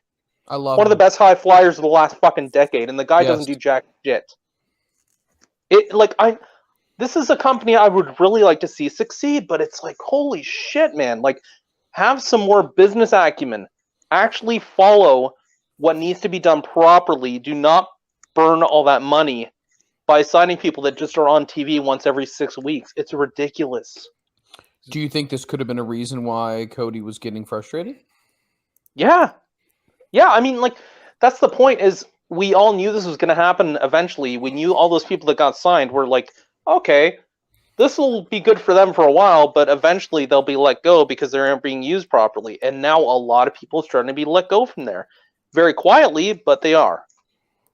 So you three can answer this a little better because you're much, the age thing, the wisdom. Oh, you're trying to find a nice way. I'm trying to be nice about it. But y'all fuck you. No, hold on, hear me out. So y'all grew up on territory wrestling, at least in some facets. To a point, much more than I did, because I grew up on syndicated wrestling, but not traditional territorial wrestling the way y'all did. So what about that old school saying of absence makes the heart grow fonder? They even did it with Hogan in WCW. He was not on every television show. He was not on every TV. There were periods of time where you didn't see Hogan for 6 to 8 weeks. Why? Well, one, realistically, contract. That's what there's a difference. But absence There's a makes the heart difference. grow fonder. If you see him He- every fucking week, no, I agree. Definitely difference in people, but He's like Brock Lesnar has taken his position now, where it's like he's only there sometimes. But you have to look at the megastar Hulk Hogan was. Him and Austin are 1A and 1B for popularity as far as the business goes yes, in history. yes. And if you can get someone like that and put them on every few weeks, I understand. But some of those people are going on every few weeks and they are not there. There's I'll no give you that. chance of them getting there. I'll Well, give you that. there's a few guys who I think they're doing Could. well with, and I would say whether or not you like him or not, I think Max Caster definitely has a shot. He definitely has a shot. I think from a talent standpoint, he's got it. I really think Anthony Bowens is really good. I think, to be honest, they should break the two up instead of being a tag team. I think Bowens would succeed much better. Another group that I think of doing is the Gun Club. I've slowly watched them start to get better and better and better. And they had a great match with Jurassic Express, and I thought that was really good. There's some other people that I'm high on as far as the up and coming people, but like there are some other people that I just don't quite understand, like Serpentico or Luther still being there, taking up some money. He'll be gone. He'll be Yeah. gone. Yeah, Luther is there as a trainer, and him and Jericho are pretty tight. I think that- that's why he got brought in. As bad as it sounds, he's almost a dare I say charity thing. Like, hey, we'll bring him in, get him some cash, get him some work, and he's the that's booty probably man. about it for Luther. I'm not going to say who this was, but I was on someone's Twitch stream and I was just watching them, and they were doing a Q&A session, and I threw out hey, would you ever do an interview? And this individual told me, yeah, I do interviews, but it's going to be big money, like big money to sit down, do an interview with me. I'll tell you all who that was off the air, but literally I just sat there like, what? Like, are we being serious? Or are you pulling my cord here? Because there's no way that this person would command big money. And he even said this. He was like, it's a he, so there's one clue. There. Big money. I mean, huge money for me to do an interview. So I feel like some of these guys could go back on the indie circuit and do their own thing. Joey Nutella, I think definitely he could go He as got part well. of it. Joey But Nutella. He got Jelly.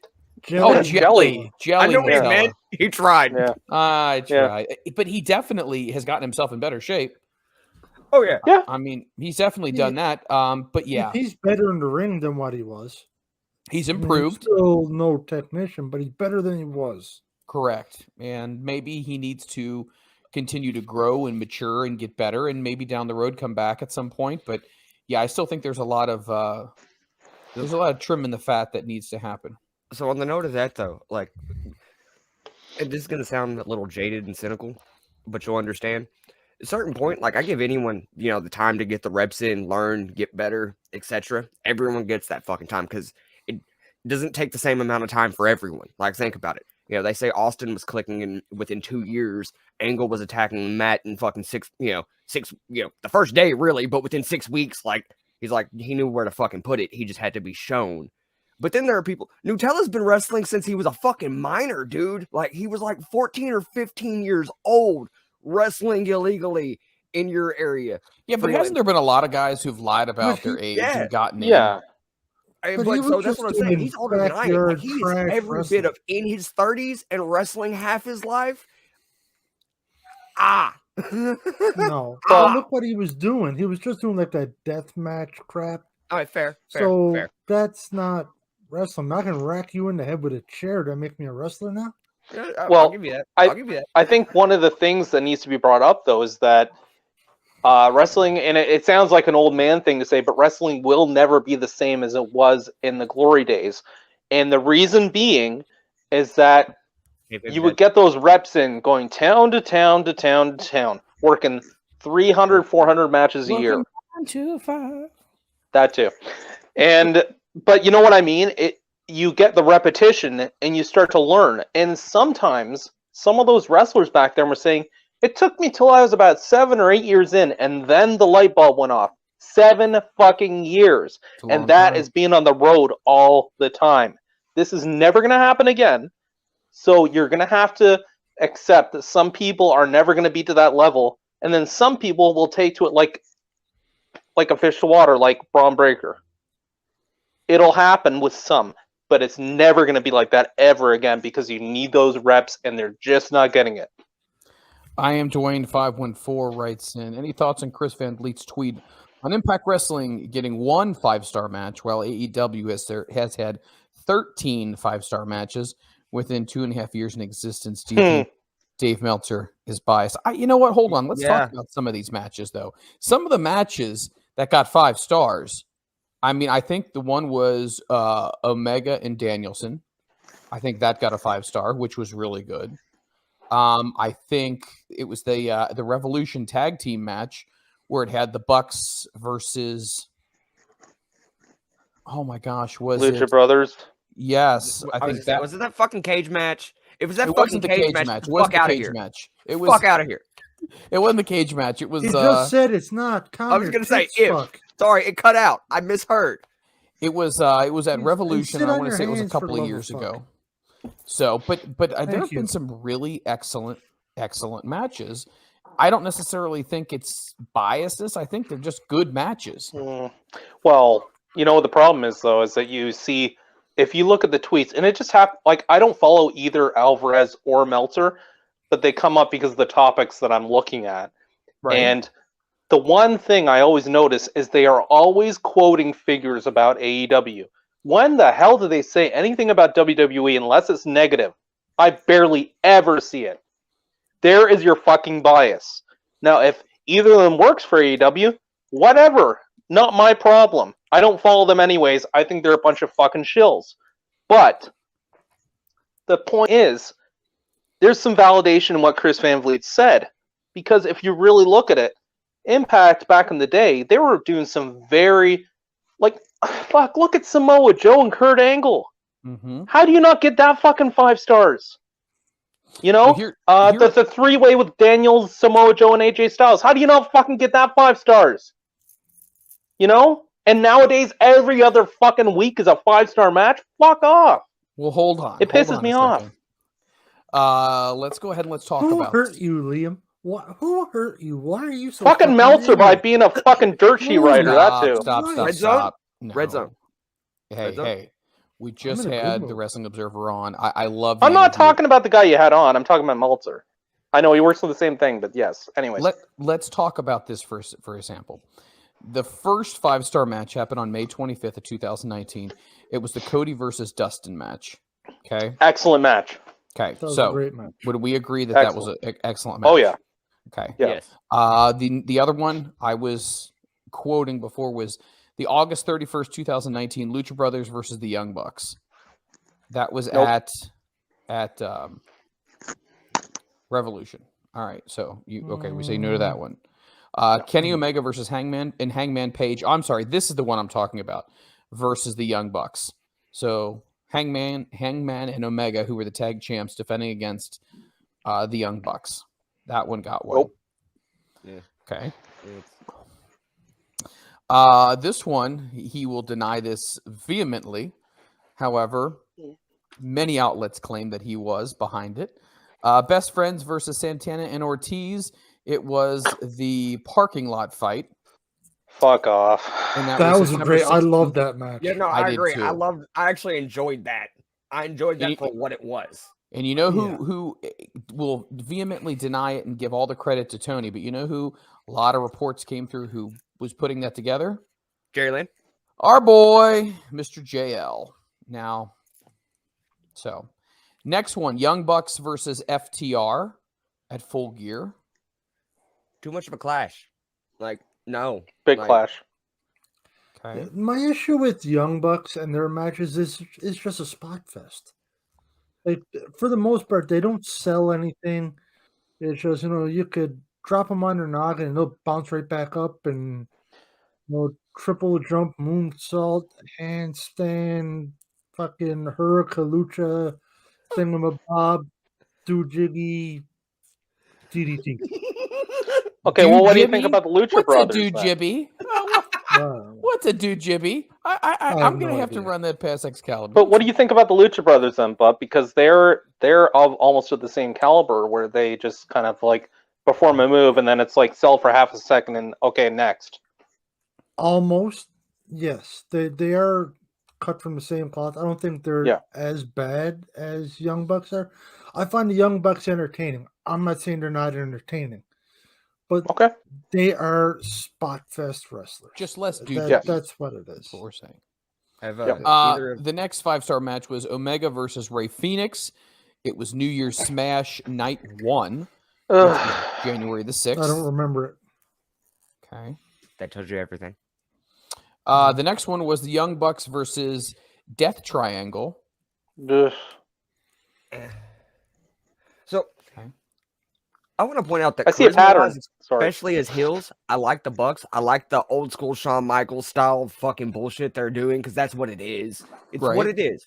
But, and I've heard them say this in an interview with Jericho, when they started doing the Spot Fest bullshit, it's because they were opening match and they had no time to do anything. So instead of going out there and doing a 5-minute match with no holds, they fucking just went, fuck it, we're going to go do what we want to pop the crowd and have fun.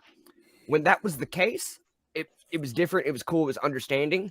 Because it was different, cool, what the fuck ever understanding. While it didn't tell a story, it was still different. But now here we are 10 plus years later, and everyone does it because of your asses, and it's no longer different or entertaining whatsoever because everyone does it. The next Terry five. Funk, The when next you 5-star slow match. down or think you've slowed down enough, slow down more. The next 5-star match, and I had even given all of the things because some of them are over 5 stars. Like this one in particular is 5.75. Young Bucks versus Lucha Brothers, and that's the cage match. Fuck where that goddamn match! They put the tax on the shoes. Fuck off. What does it for me, what makes me truly go fuck that match is the standing super kick shit where no one fucking falls. The dude falls, pops back. That whole situation, spot, what the fuck ever. That's what makes me go fuck this. I'm out. It's that. All right. So our next one is Bryan Danielson versus Kenny Omega. Yeah. That That was pretty good. Okay. That was a great match. Yeah. Oh man. Work. Gosh. It's a work. Our next match is the Super Click, which is the Young Bucks and Adam Cole versus Jurassic Express and Christian Cage in Full Gear. Wow. That was a good match, but it was not 5 stars. Yeah. Our next one is Kenny Omega versus Adam Page, Full Gear for the title. Story-wise, yes. How long it took them to get to that story and everything, fuck it, yeah. Our next 5-star match was Hangman Adam Page versus Bryan Danielson. Winter is Coming on December 15th. Yes. That was a good 100%. one. Cody Rhodes versus Sammy Guevara at Beach Break, which recently just happened, with a ladder match. No, Yes. God, no. That was terrible. I like Yeah, that no. match. I like that Oh. match. It was fucking god awful. A lot of people were saying that might have been one of the better ladder matches in ladder match. One-on-one, obviously. So that is all of the 5-star matches. So we're Shows you talking the devil in the people who encompassed it was Bryan Danielson, Kenny Omega, Young Bucks, Lucha Express, the Super Click, Pac was in it. Obviously, that's Death Triangle. So yeah. Do you know what the overwhelming arching theme there is? Young Bucks. The Young Bucks. Well, that, but I was going to say people who suck Meltzer's ass. I don't know how much ass Not me. is going on. I have no idea. I meant overall, like who was it? I've heard someone say forever that Meltzer puts over people who give him information, whether it's good or bad. I think it's Bischoff who has forever said it doesn't matter what you tell him as long as you're communicating with him, he'll put you over. I think it might be that situation. Once again, this is what was rated. I would say I agree with a chunk of them. Not necessarily every single one. I wouldn't go with the cage match with the tax on the shoes. I definitely wouldn't go with that. I don't think I would go with the Super Click versus Lucha Express and Christian Cage. It's a good match. I wouldn't say it was a 5-star. Do you know what I think though? It's like it's kind of weird because the way he would rate matches in the 90s to now, it's like fucking night and day, because the best matches he would always say in the 90s were in All Japan, which is what I'm always raving about. 90s All Japan, 80s All Japan. Incredible wrestling. And long matches, but you'd just be on the edge of your fucking seat. But that's all strong style, and nowadays it's all the flips and everything else that he marks out for. And that's fine if that's what he does and taste change and everything, but how does he go from strong style 80s and 90s Japanese wrestling to, fucking Cirque du Soleil? I don't get it. It just, for me, there's a disconnect, but what do I know? Also, one of my favorite matches of all time is that it's the Mind Games match between Mankind and fucking Shawn Michaels, and good one. Spot where Shawn Michaels dumps the mat on him and just jumps on it. He does not rank that match that fucking highly, and I'm sorry, but that match is fucking beautiful story wise. Like, that's the match where Shawn Michaels finally proves he is more than a worker. Like, he can actually. It brought him to a new level. Yes. It proves he can truly grab a fucking gear and make it look like a fucking fight. And and Meltzer shits all over that. So I don't know if this is all of them, but this is the ones. Where's the origami again? Who's got the paper folding? I'm just sitting here with my beer. What is the paper folding? What's the clicking? I hear something. No, Liam's just getting drunk. All right. Everyone's got their hands up. Like, no masturbation going on here. Nothing to see. All right. I didn't say that. Razor Ramon, Shawn Michaels gets a 5-star match March 20th of 94. Which Brett one is that? That's WrestleMania or SummerSlam? WrestleMania 10. Okay. Yeah, that was good. The next one he gives Brett versus Owen, SummerSlam 94. Yes. That was the cage match, I believe? Yes. I think, yeah. That was excellent. Brett versus Stone Cold Steve Austin, WrestleMania 13 of March of 97. Perfection. Yes. All right. Yes. Perfection. Let me see what we got here. But it's got Bret Hart, so what do you expect? Yeah. Shawn Michaels versus The Undertaker, In Your House Bad Blood of 97. Oh, I don't remember that one. Debut of Kane. It's the first time. Oh, that, yeah. CM Punk versus John Cena, Money in the Bank, 2011. Yes. It's when Punk leaves. Yes. Johnny Gargano versus Andrade, Philadelphia, NXT TakeOver. That was great. Yes. Mm-hmm. Okay, bear with me here. Got dial up. Adam Cole versus EC3 versus Killian Dane versus Lars Sullivan versus Ricochet versus Velveteen Dream. Was the ladder match? Yeah. North American title tournament? Yes. NXT TakeOver New Orleans, 2000. Yeah. That was pretty good. It's good. Johnny Gargano versus Tommaso Ciampa versus NXT TakeOver New Orleans, April 7th of 2018. Is that always good? Pulled the Moxley and cut up the mat. Yes, and then it was the handcuff thing. Yeah, I actually enjoy that one. Fuck it. They were all good. Yeah. This one I don't all remember. their matches should be. That whole story's great. Yeah, it was a great story. Mustache Mountain, which was Tyler Bate and Trent Seven versus the Undisputed Era, Roderick Strong and Kyle O'Reilly. This was on NXT TV in 2018. I remember that. You know what? You know what one actually gets forgotten though, and I have no clue why. Is Danny Burch and Oney Lorcan they got to go to TakeOver to face Bobby Fish and Kyle O'Reilly. Awesome. No, I'm not sure it was Kyle O'Reilly. It might have been Kyle O'Reilly and Roddy Strong, but my God, just fucking unreal. And it actually resulted in Oney Lorcan getting a dislocated orbital bone in the end of it. But it was incredible, and I never hear anybody talk about it. Maybe we'll get to that. So we have Adam Cole versus Johnny Gargano, 2019 NXT TakeOver New York. Adam Cole versus Johnny Gargano again, and this is NXT TakeOver 25, 2019. Tyler Bate versus Walter. Yes. Oh, that was so good. Yes. So good. NXT, yep. Walter versus I can't even say the name. Ilya Dragunov. Yeah, Dragunov. Thank you. That was incredible. That was incredible. Well, would they? I guess they did it twice. Yes, So both great. both of them. Let's see who else did, and Yeah. those are all the 5 stars that he has given them in their company. Hmm. You know, what really surprises me is what actually.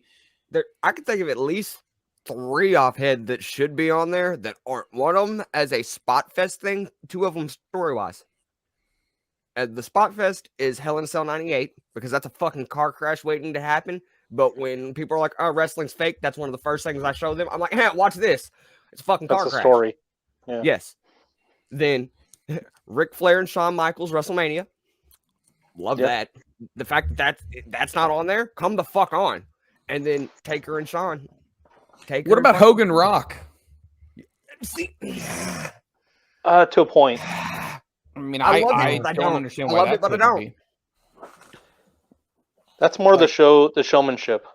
yeah, And that's what wrestling is, but yes, that's yeah. you're Yeah, not going it's to want to sit there and see chain wrestling for Yeah. like 10 minutes. You're not going to see it. No. You're not gonna see a fucking Jerry Lynn and Mikey Whipwreck chain chain wrestling fish out of water spot. You're not gonna see the triple Lindy No. from Tajiri and Mikey. No shit like that. It No. is what it is. Yeah. Oh, also, I personally want to add the Shawn Michaels fucking Hogan SummerSlam 05 match into this as one of my personal 5-star matches, just because I love that match. I love the whole parody. That is 96-7 Shawn Michaels at his fucking finest in a new era. Love it. I don't give a fuck. I see it. I'm a Hogan guy, and that just kind of. My mom's last name is Hogan, dude. I'm Irish. Hogan's not an Irish name. Yes, it is. It comes from O. Hogan. Yes, it's Irish. It's Irish as fuck. Yes, it is. Yeah, Excuse it me, is no. because there's a story how Heavy. Vince McMahon Sr. wanted Hogan to dye his hair red. So Oh, Prison phone call. Ecubon. Ecumon. You're on the air. Hey, I don't know if this is a 5-star match by Meltzer. I don't really give a fuck. But one of the first matches that I remember watching when I was like 10 years old was a SmackDown match with Rey Mysterio and Chavo Guerrero and I Quit.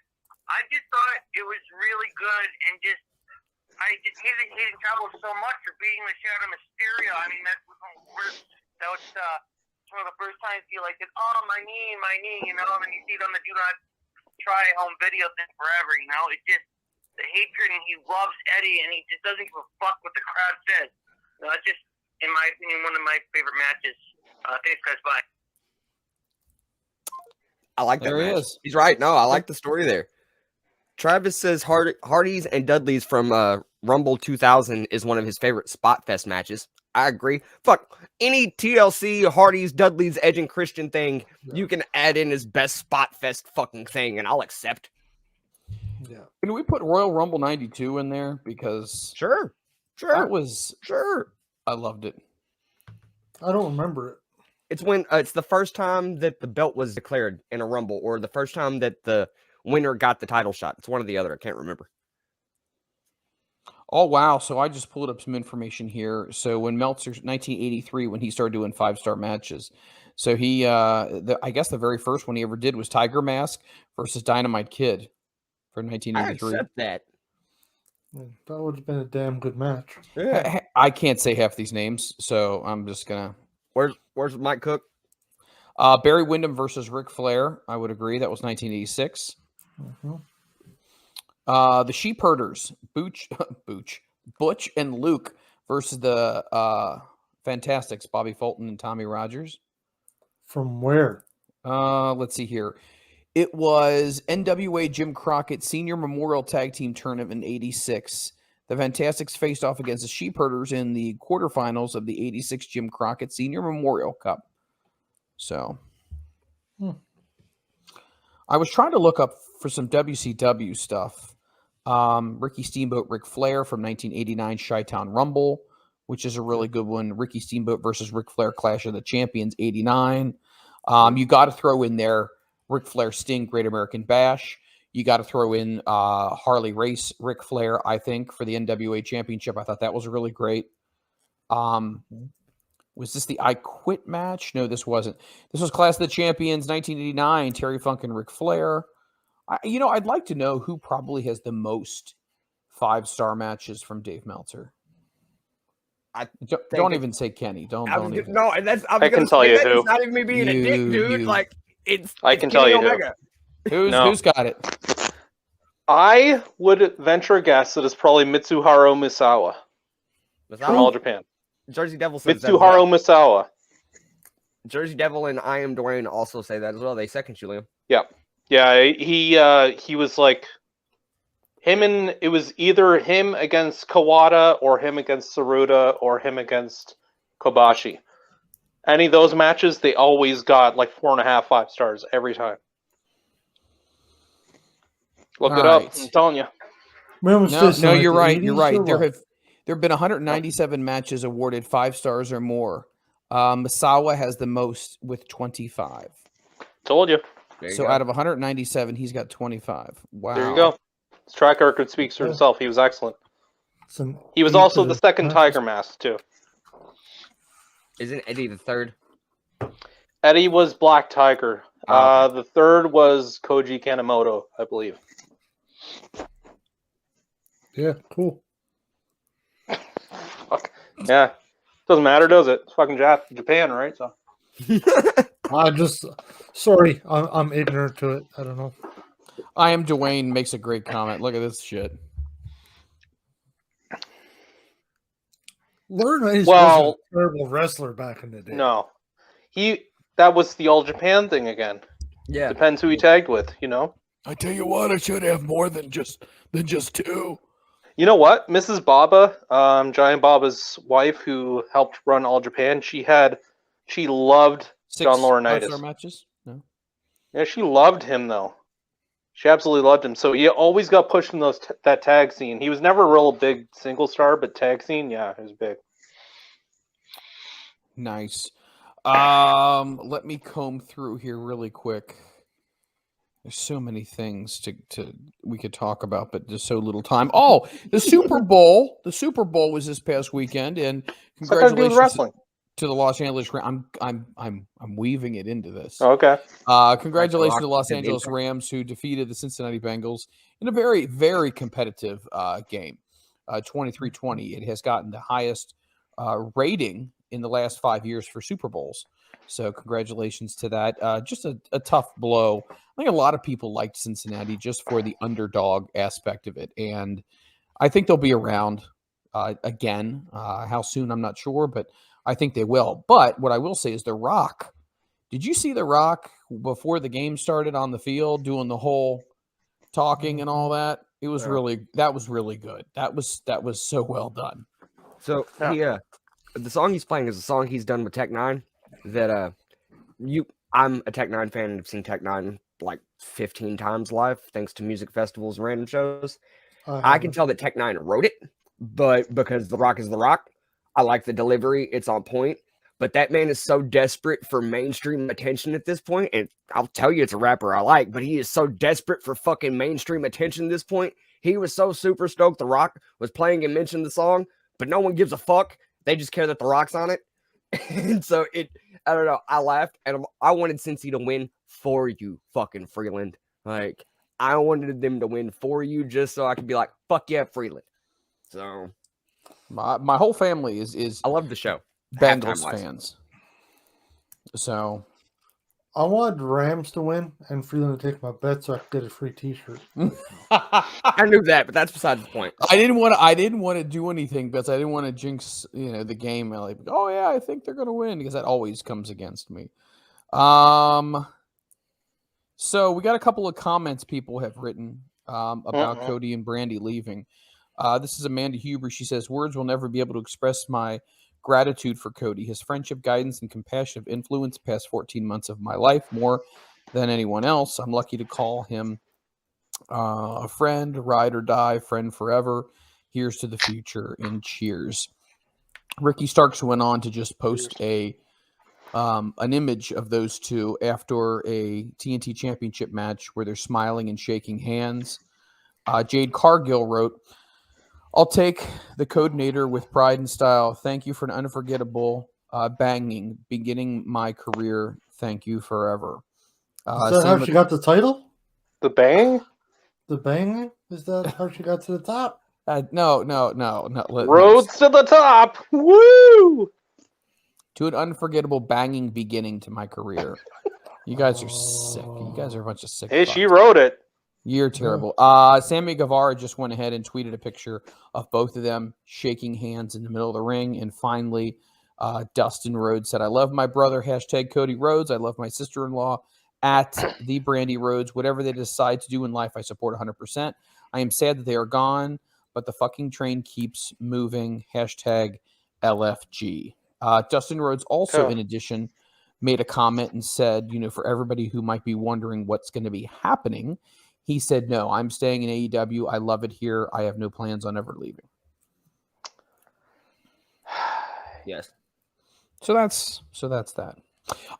Let's go ahead and let's kind of move on away from Comment in the group chat.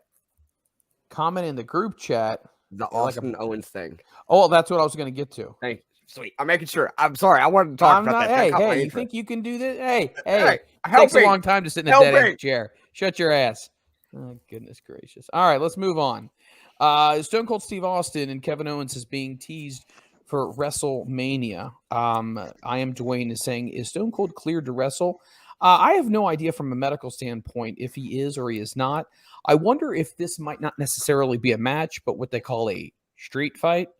I'm not really sure what would happen here. We started to get the inclination that this was going to be something that may happen at WrestleMania when Kevin Owens started running down the state of Texas. And obviously we thought for reasons for WrestleMania, because it's going to be there, we thought, oh, okay, maybe that's just, him trying to get heat or whatnot. Austin has not wrestled since 2003. This is probably not a good idea. This is 19 years later. His neck, his knees, his back, he's 57 years old, I want to say. Once again, we've seen older people wrestle. Flair, Hogan, Sting, Undertaker, etc., etc. However, my big question is why? Like, what's the big takeaway? I mean, obviously outside of a payday, right? Payday is a big thing, but why? Why would you come back? Is it because, Kevin Owens / Kevin Steen uses the stunner and maybe it's going to be, I have no idea. I don't understand the beef. I don't know if this was something that was promised to Kevin Owens, like, hey, stay with us, re-sign. We'll put you in a match at WrestleMania, blah, blah, blah. Maybe this is his WrestleMania moment. That's why he re-signed. There's a lot of things we just don't know. I'll go to Liam first on this. What's your thought? Austin coming back. Do you think this is going to be a crowd draw, or do you think this is going to be another I love what was the phrase? I love you. Goodbye. Or what was that phrase? Okay, in my opinion, why they're trying to bring Stone Cold back is because I heard ticket sales were down, and they're trying to get interest with him being a hometown guy, In my opinion, they shouldn't do this. They should have put Owens in a feud with someone else. Because this does nothing for Austin. It only hurts Owens. He's going to get stunner. The crowd's going to pop for a minute or two, and that's about it. Also, another thing, Freeland, I'm sorry about your Bengals. I really wanted them to win. I know last week you said the Jets are going to be in the Super Bowl. I doubt that as a Jets fan myself. Because as long as Woody Johnson is the owner, we're just going to be the New York Jobbers, and the only way we're going to get good if he sells the team or dies. Thanks, guys. Bye. Whoa, did he say Woody Johnson? Yeah, that's his name. He's the owner. Whoa, that's amazing. Yeah. That's great. Liam knows his name for next week. Yeah, we got Woody next week sorted out. Oh, I thought I had a good one for next week. Shit. Okay, Woody Johnson. So, okay, let's dissect this Austin situation. 2003. Yeah. I don't know if this is, from a health perspective, the best idea. I don't. No. So It's not. Let's go to Liam first. He needs to leave that in the rear view because it's not going to work. I'm sorry. I can think in my head of what happened when Bret Hart came back. It was a great feel-good story. He finally came back to the company, made amends with everybody. That was great. But him going against McMahon, holy shit. Like, and that's me talking about Bret Hart, who's like my number one. I don't want to see that. Like, I Well, want to he came think back of him. He was champion again when he came back. He was like U.S. champion or something, I think. Yeah. And it was ridiculous. But I want to think him as prime Bret Hart, 97, just in fucking perfect symmetry with everybody, full gear, perfect. That's what I want to think of him as. Steve Austin, I mean, I was never a massive fan. I respected what he did. It was when he started doing the brawling thing that I was like, yeah, you know, whatever. Before that, yeah, great worker. I understand he had to modify his style and everything, but like these days, it's been so long, and he's even expressed that he doesn't really have the itch anymore. It's like it kind of went away, you know, as time went on. So I don't think it'll probably happen. He doesn't need the money either. He's got lots of money. Lots of money. He doesn't need it. And to do that against Kevin Owens, if you didn't have Steve Austin win, the fans would fucking loot the place. Oh, so, I like, agree. what's the fucking point? Honestly. Right. It's a lose-lose. If they didn't pull the trigger on it with Punk a decade ago, in which it would have really worked. Like, don't get me wrong, I love Owens. I love that Austin gave Owens the stunner to use, but he shit on it the first time he ever did it and told him, look, if you're not going to do the kick in the stomach, don't fucking bother. Yeah. So did make sure he does it fucking right. Co-signed it nowadays. But yeah, it's if that's part of how they convinced Owens to sign is we're gonna fucking beg Steve to come out of retirement to fucking either put you over or fucking, you know, lose to you. And Austin is my original favorite fucking wrestler, and I will tell you that. He's, you know, he is. And it'll break my heart. Don't fucking do it. Please don't fucking do it. Please do not fucking do it. Don't. I would much rather think about the last time I truly saw him in a ring and not the Bischoff bullshit or the Goldberg Brock shit, none of the weird shit that he's done the last decades, you know, 2 decades since. But the one more round on the vest, the going out, you know, looking at the lights, and that's the one time they ever shot his entrance from the back instead of the front. And it's little things like that that make that whole story beautiful to me. Please don't ruin it. Don't fucking do it. Don't. Let's throw it to the butt. Stone Cold Steve Austin, 19 WrestleManias have gone by. 19. This will be the 20th year that he has been gone. What's your thoughts? Do you think this is a good idea, or do you think this is just, once again, a ticket-selling opportunity to try to pack the place as much as possible with as much nostalgia as you can? Yeah, that's all it is. They're just trying to hotshot, bring him in. You know, you'll sell more tickets. But where does this go further? Like, you're not going to make a storyline out of it. And, you know, once again, you bring him in, he's going to win. So now Owens looks, you know, lesser, we'll say. You still have nothing for him to do. It doesn't make any sense. The only way you could make it work is if you did like a run-in, maybe something like that. But not an actual match. I'm not saying a run-in is a good idea. It's not as shitty of an idea as having him in a match. I just don't think he'll be able to pull it off. And last thing you want is to see him come back after 20 years. And, you know, I mean, he's in rough shape. We all know that. He was in rough shape when he retired 20 years ago. Correct. Right? He gets in the ring. He can't move or something. He looks like hell. Nobody wants that. So just I love Buck just keeping it real. You look like shit. Come on. You couldn't do it then. But am I wrong? Like, I'm No, not trying to be a you're prick right. about You're it. right. Have you seen? I'm just being straight up. Have you seen pictures of him without a shirt on, like with He'd be the no fine. tan, no shirt? Sometimes. His arms are still pretty big. Last Broken Skull sessions, he still got some guns on him. I don't know about anything else, but you just don't want that to be your last thing. Hey, you remember when he came back 20 years later? Yeah, I wish he didn't do that. Shawn Michaels. Who from thing. Texas could you have come out? Former wrestler that's not. You could have Booker T. Yeah, that's about it. You know, Not and then- Terry. Shut up, Matt Terry. No, not. I'm saying not Terry. Not Oh, Terry not Funk, Terry. obviously. Right. Oh, Because you he's meant too like old for Matt. that. What was the guy name? He was in TNA. Was it Matt Oh. Terry?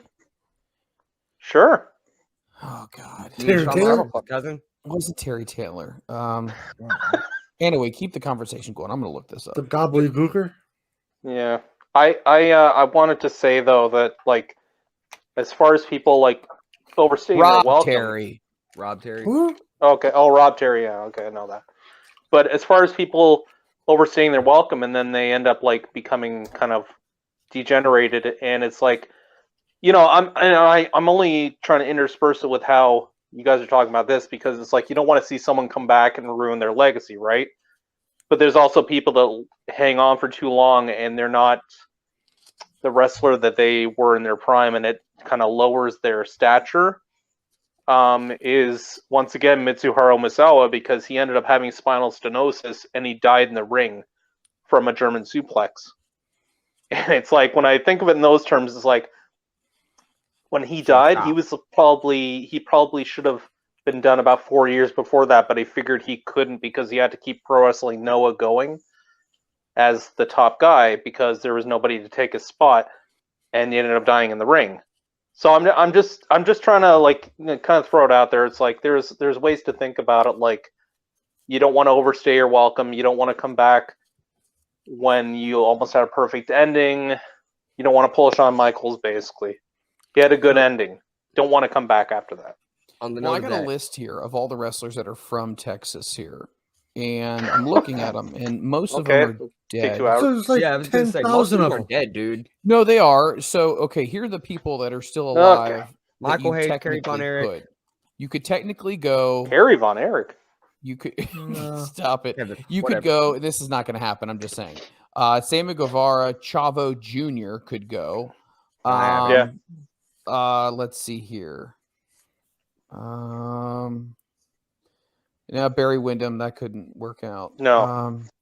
There was a wrestler named Wife Beater. Had no idea. Wife Vader. He was in CZW. He's the That guy was with Chris the weed Heroes. whacker. Bobby That was Duncan Chris Jr. Hero's has original passed, name, too. correct? Bobby Duncan died a long time ago. Junior, yeah, he Yeah, died a he's- long Yeah. time ago. Keith Lee, he's from Texas, but obviously he's not. Paul London, He's not dead. He won't be back. No, John Layfield could. The Undertaker. Mm. Nope. Please don't. Jesse Sorensen, did he? No, he's still around. Who? Broken neck. Tito Santana, still around. Tully Blanchard, Booker T. Lance Archer. Mark Henry. That's not going to happen, obviously. Nope. Several of those are not going to happen. Hey, Stan Hansen. Oh, I'd love Throw Stan Hansen to come back Hansen one out. more Hey, time. I would pop for that. Yeah. I would flip out if I saw that. Oh, Stan fuck. Hansen coming down And fucking boom. the Oh, road. incredible. So, hold on though. Oh, God damn it. So everyone's either dead or this is so not gonna work. It's really not gonna fucking work, dude. There's no one in Texas y'all can bring in for this shit. There's not. There's fucking not. Spit and dip everywhere. Yeah. Did you guys ever see that when he spit it all over Missy Hyatt? He had like dip coming out of his what I'm mouth. talking about. Fucking incredible. She's like, "Oh my god! Oh, get the fuck out of here!" Just screaming at her. Oh.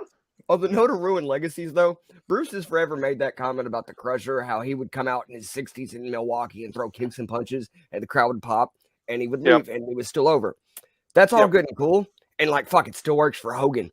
But Shawn Michaels, from his time in 98 when he, retired to 02, no, I'm not doing it. I'm eating chocolate chip cookies now. No, if I can't go be the Shawn Michaels I was, I don't want to do it. In so many ways, that's Austin. And Austin actually realizes it. Austin's actually smart. And I don't mean this as a jab at Shawn, but it is. You can't really throw enough money at Austin to actually make him go, fuck it, I'll come out of retirement for that payday. Because he knows he truly did kind of leave at the height of what he could, all in all, issues included and etc. And he even says it, though. It took him to like 06 of drinking damn near daily huge amounts of alcohol to overcome that desire to be in the ring. Why are you Yeah. gonna try to relight that fire or fuck with the way that ended? Hold it, light that fire. Wasn't that a Bret Hart song to like? No, it's a light Doors the song. Fire in Yeah, me? that's a door Yeah. song. Come on, baby, light my fire. Y'all never No, played no, the no, Ed no. There was Sullivan a show Bret Hart. again. There was a We Bret played Hart. the Ed Sullivan show. Oh, I've known you all my life. Oh, that was that Shawn It's Michaels. the way- Tell me a lie and Tell say me a you lie, won't yes. go. Yeah, that was great. God, Just tell tremendous. me you won't go. Look at the Oh, show. And he's my got the God. tears coming down his face. Oh, Yeah, just great. you know what I have to say to that?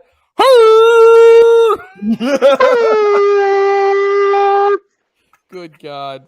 Oh my gosh. Nothing gets somebody over like a Oh, Oh, hey, love seeing you know growl what it. mixed Texans, with a though? fart. They can bring out doot doot doot. They could. I mean, they could bring him back out. Bad Street, Atlanta. He'd get a pop. yeah. He would get a pop if they brought him back out. Yeah, he Oh, I'd flip out. It'd be amazing. would. My mom loves Michael Hayes, dude. I'd flip out. All right. Who doesn't? Michael Hayes is fucking awesome. Oh fuck yeah, he is.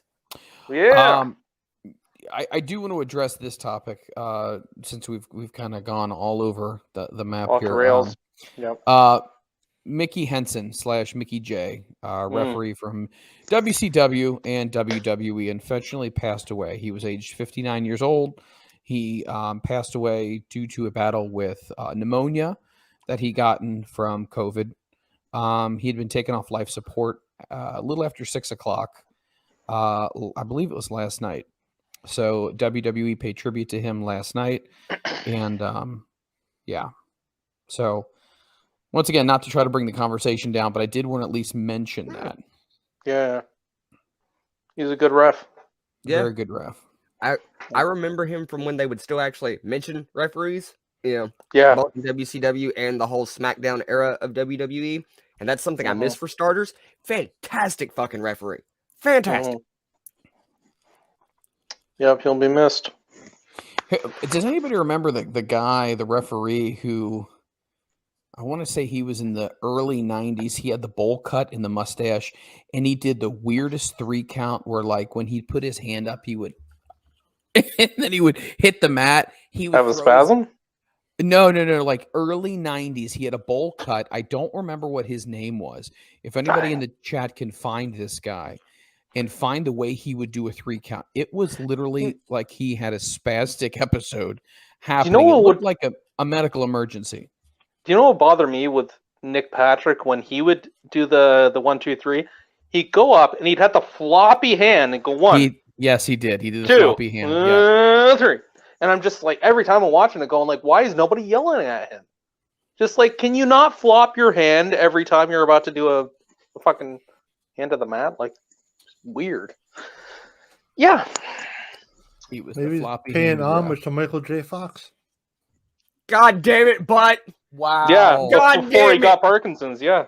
Yeah. Oh my gosh. Good stuff. God damn, but I'm trying to look up this guy's name. dude, It is so sensitive for. I'm There was not. there was a Curb Your Enthusiasm episode where Larry David is fighting with Michael J. Fox over a parking spot, and Larry David said that Michael J. Fox is faking his Parkinson's to get an actual parking spot in this building, and he like started fighting him and stuff. Oh, great stuff. That's fucked up. It was good. It was good. Oh yeah, no, it's great. I have a very fucked up sense of humor. Y'all all know that. It's like you're making it up. You don't actually have Parkinson's. Oh yeah, fuck you. And he start fighting. Oh, it's great. Fighting with a dude who actually has Parkinson's. Yeah, it was great. Where That's fucked up. I need to see this. guy? I need to see. Good stuff. It's funny. If anybody can find this guy, hopefully I can find him. When I find him, you'll know what Bowl I'm cut talking. referee. Bowl cut referee, WWF. He did this spastic body motion Hold on. whenever Hey, Liam, he would how's your do a video 3 going over? count. He reffed the Piper Goldust? Brett at What? 8. I was I think he reffed Piper versus Brett at WrestleMania 8.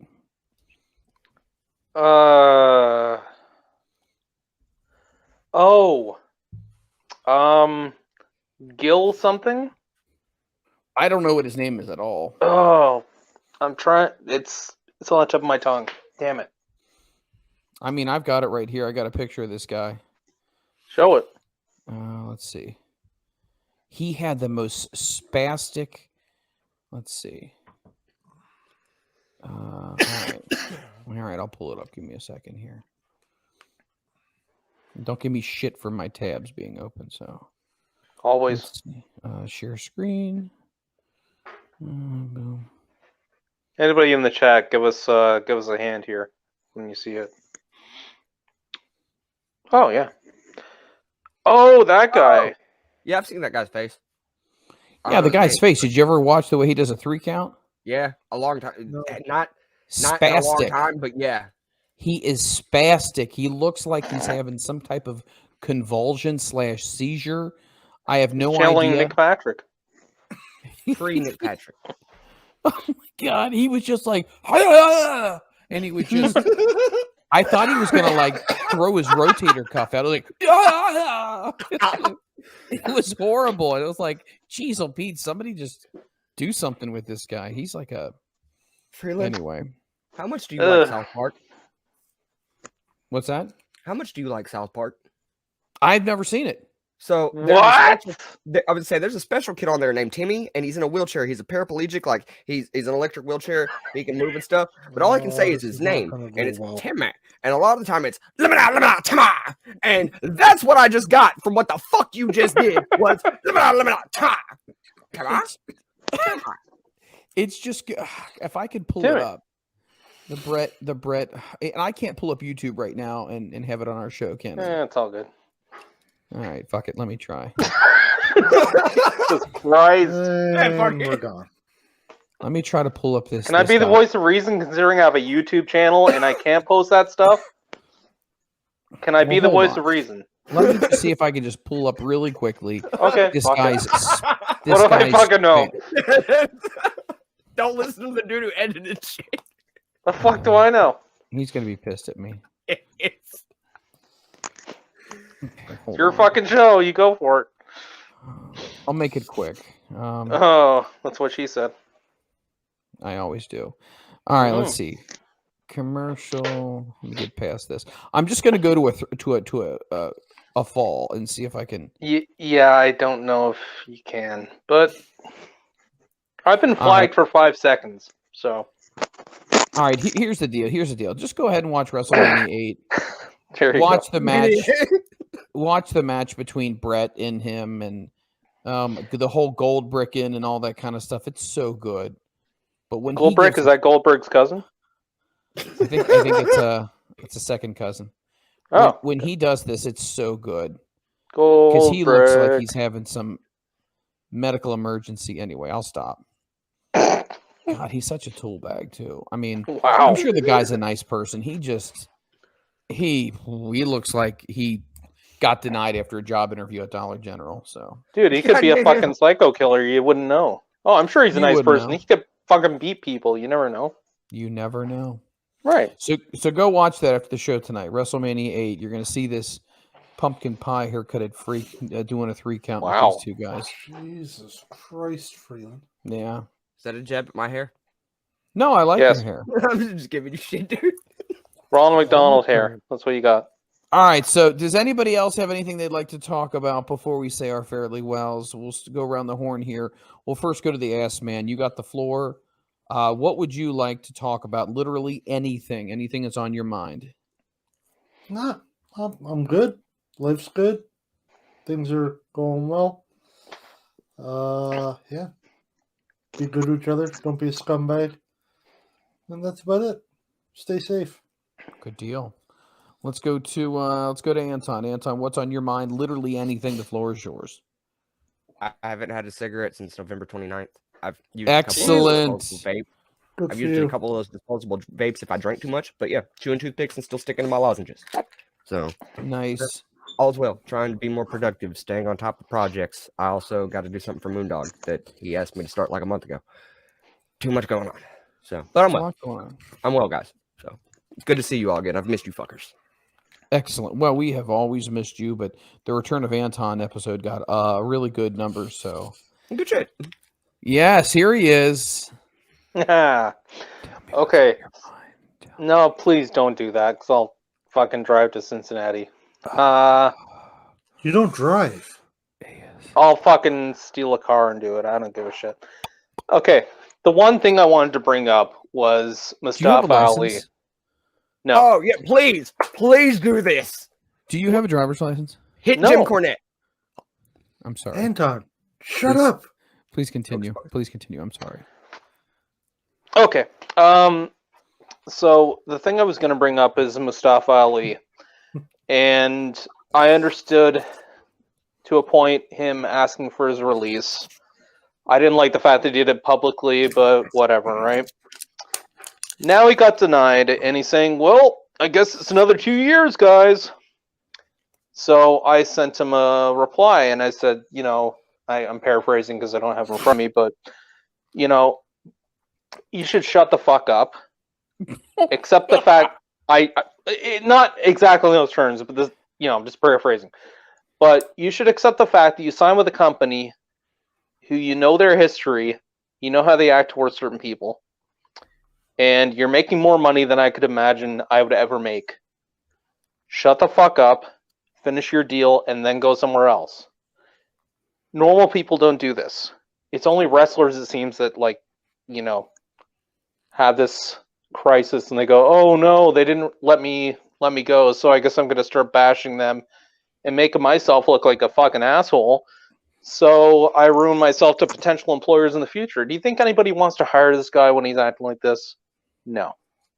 I have your And if exact word. oh yeah, please go ahead. Don't sign a Anton has it. contract with a promotion you know the history of without expecting some issues. You're making more money than I can dream of making, and yet you're complaining. Seriously, man, any respect I had for you before is long gone. Stop bitching and own your choice. There you go. That's what I said. Yeah, that's I don't like the fact that he's bitching about it. He needs to shut the fuck up. I don't make anywhere close to what he'll be making. And he's barely on TV. And I understand his passion is for wrestling, but holy fuck. Get your priorities straight. If you sign a contract, just fucking own it. Realize maybe you made a mistake. Wait it out, and it'll be done. Voicemail, press 2. Oh, gosh. yo. Donkey Dong, I love what you just said there. I love Thank your you. honesty. I'll Thank probably you. never make the type of money he's making.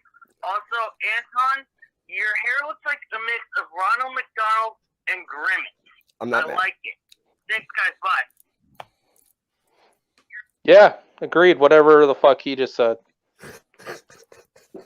Back to you in the studio. Wow. It never stops. Get the fucking camera off me! God damn it. Shit! Man, It's been on me for fucking 5 minutes now. All right, so I do want to say, did everybody get a chance to say something? Anton, you got a chance? Yeah. Everybody got a chance? Okay, good. I do want to thank everybody. who's been in the- No, just kidding.